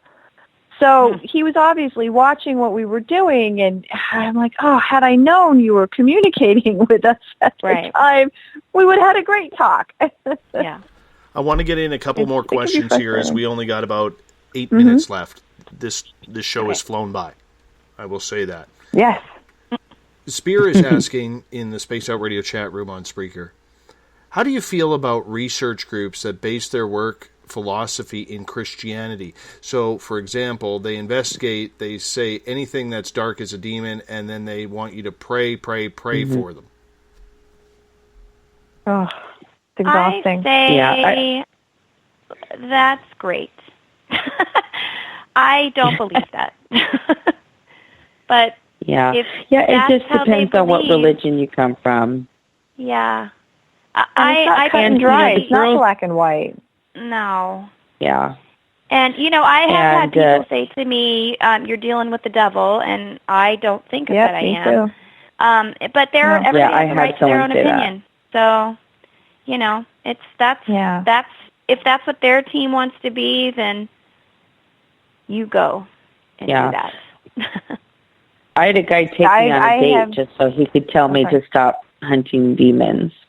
Did you guys hear that story? Nice. No, that's pretty great. A long time ago. It was a long time ago. He took me on a date, and we were eating, and everything went fine. And he goes, so, I saw that you are into, paranormal investigating. So I just want to, pray for you and tell you that you need to stop doing that. That's, you're hunting demons. And so the date ended. Yeah. We all have friends like that. Yeah. That's too bad. Yeah. Could have been a good date. Yeah. Take him as you get him. It could have been. No, he was so nice. I know. Before that, before he told me I was good a Christian demon hunter. Oh, demon hunter. That's what we are. Ladies, I got a question from Eric Cooper from Forest Moon Paranormal, and he is asking. Awesome. He is asking, have any of you ever tried a spirit box? Yes. Yes. Yeah. Again, it's one of those great tools that if you can get something else to also agree with that, in threes or even in twos if we can. Or validate what you guys are feeling or thinking. Right. It's a good tool. Yeah, we've used it before, and and sometimes it's worked and sometimes it hasn't. Yeah, and sometimes you go, oh, this is malarkey. And then you're like, holy crap, they just said happy birthday and today's my birthday. You know, it's interesting. They're fun. I'm glad that there are people out there that are trying to create this equipment that it might bring some of us to the next level somehow. You never know. So we're willing to try, anything that we can possibly get our hands on. And I think people can. It's worth a try. Yeah, people continue to make these tools and try to come up with a way to connect on a different level. I think it's great. Right. Let's try every way we can. Yeah, and if it passes our rule of 2 pieces or 3 pieces of evidence that kind of coincide, then great. That's a great tool that we can use. Yeah. Yeah. It's a good question. I like that. Yeah. I'm going to throw a caveat into that question because a lot of people who use the spirit box or the ghost box, whatever you want to call it, Frank's box, they refuse to use a Ouija board. Yet isn't it the same thing? No. I mean, they make them for little girls now, so, in pink and with a carrying case so they can take to their friends' houses for sleepovers. Really? Do they really? Yes, it's at Toys R Us. Yes. Oh. No way. Yeah, I don't mind them. I know there's people that are against them. I don't mind them. I don't like them since I was a kid. So I don't like them. And the reason why I don't like them is just because they work. And they work and the really spirit well. has to work through you, too. Yes, and the spirit works through you to get to the box because you have to put your finger on the planchette. The spirit box, the spirit works through the radio waves and the energy that's produced with the spirit box, not through a person. And so I have the problem with the going through me when I don't want them to go through me. I can understand that, but I still think it's funny that a lot of people will use one but ostracize the other one. I think that's taboo. Very interesting. See, me, I like to dowse. I use a pendulum. Yeah. And that's great. I feel comfortable with that. It seems to work for me. And it's funny because Eric Markham, I love telling this story because I can never get the image out of my mind of seeing him. He's my news director for the SOR Spacewire. And he had his pendulum and I had my pendulum. And he's in North Carolina. I'm here in British Columbia. And we were on Skype camera and he basically said, I'm not sure if mine is working. I'm just not convinced of it. And his was moving, so I said to my guide who I speak with, his name is Jordan, I said, Jordan, can you make Eric's pendulum stop right now, please? And be damned if his pendulum didn't stop. That's cool. And the look on Eric's face when his eyes grew. You remember the old cartoons when, the cartoons, it was always a wolf when it saw like a real sexy female the eyes cartoon. out. And the eyes just like bulge right out. Exactly. That's exactly what his eyes did. And I still have a good laugh at that every time. And, I think once a week we bring that up in conversation. And he's typing right now in the Spaced Out Radio chat room. He's like, I almost crapped myself when that happened.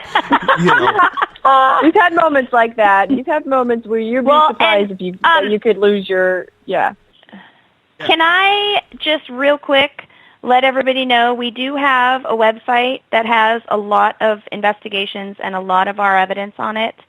And we also have Facebook. So if you guys want to follow us, go ahead. We post what we can. Sometimes we can't post things, but we post whatever we can. And we post about our investigations that we're able to. So everybody can follow us, paranormalhousewives.com. And I think Jen's Glen Tavern EVP is on the website. Is it, Jen?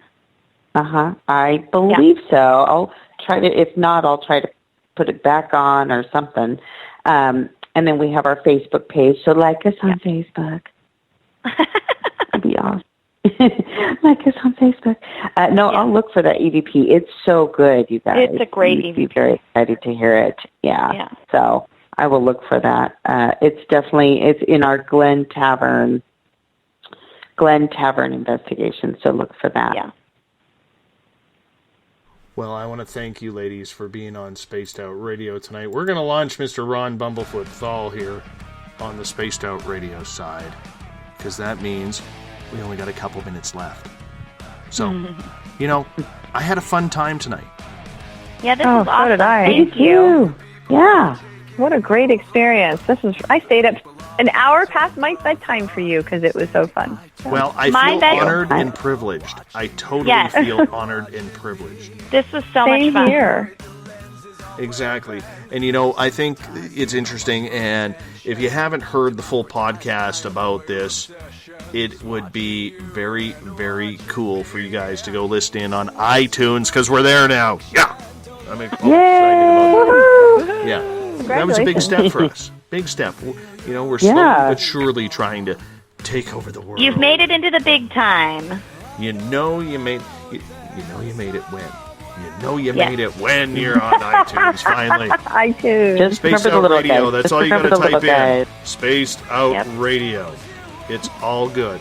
Ladies, Erin, Kimberly, and Jennifer, I'm going to get you ladies to hold on here for just a couple of minutes while I close out this show. I want to say thank you to everyone listening in on the Revolution Radio chat room. Whether you were on the Spaced Out Radio chat room on Spreaker or in the SOR Space Travelers Club on Facebook, good to have you all with us. It's always a pleasure to have all of you taking it in.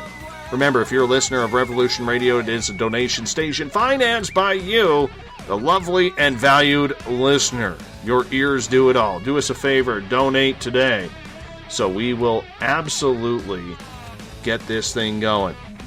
Reminder, you can follow us on Twitter at Spaced Out Radio. Give our Facebook page a like, Spaced Out Radio Show. On Instagram, we can be followed at Dave Scott SOR. Subscribe to our YouTube channel, Spaced Out Radio Show, and our website is spacedoutradio.com. Thank you to our Aussie friends listening in, all of you around the world, especially those in North America. You know who you are. Much love to all of you. Tomorrow night on the show, paranormal author Sheila Renee Parker. We get going at 9 p.m. Pacific, midnight Eastern Time at the mighty spacedoutradio.com. Thank you so much for being with us. We will talk to you in exactly 21 hours from now. On that note, go to bed. It's late, man. What the hell are you staying up for? Let's get this thing going. See you later. Have a good one. Good night.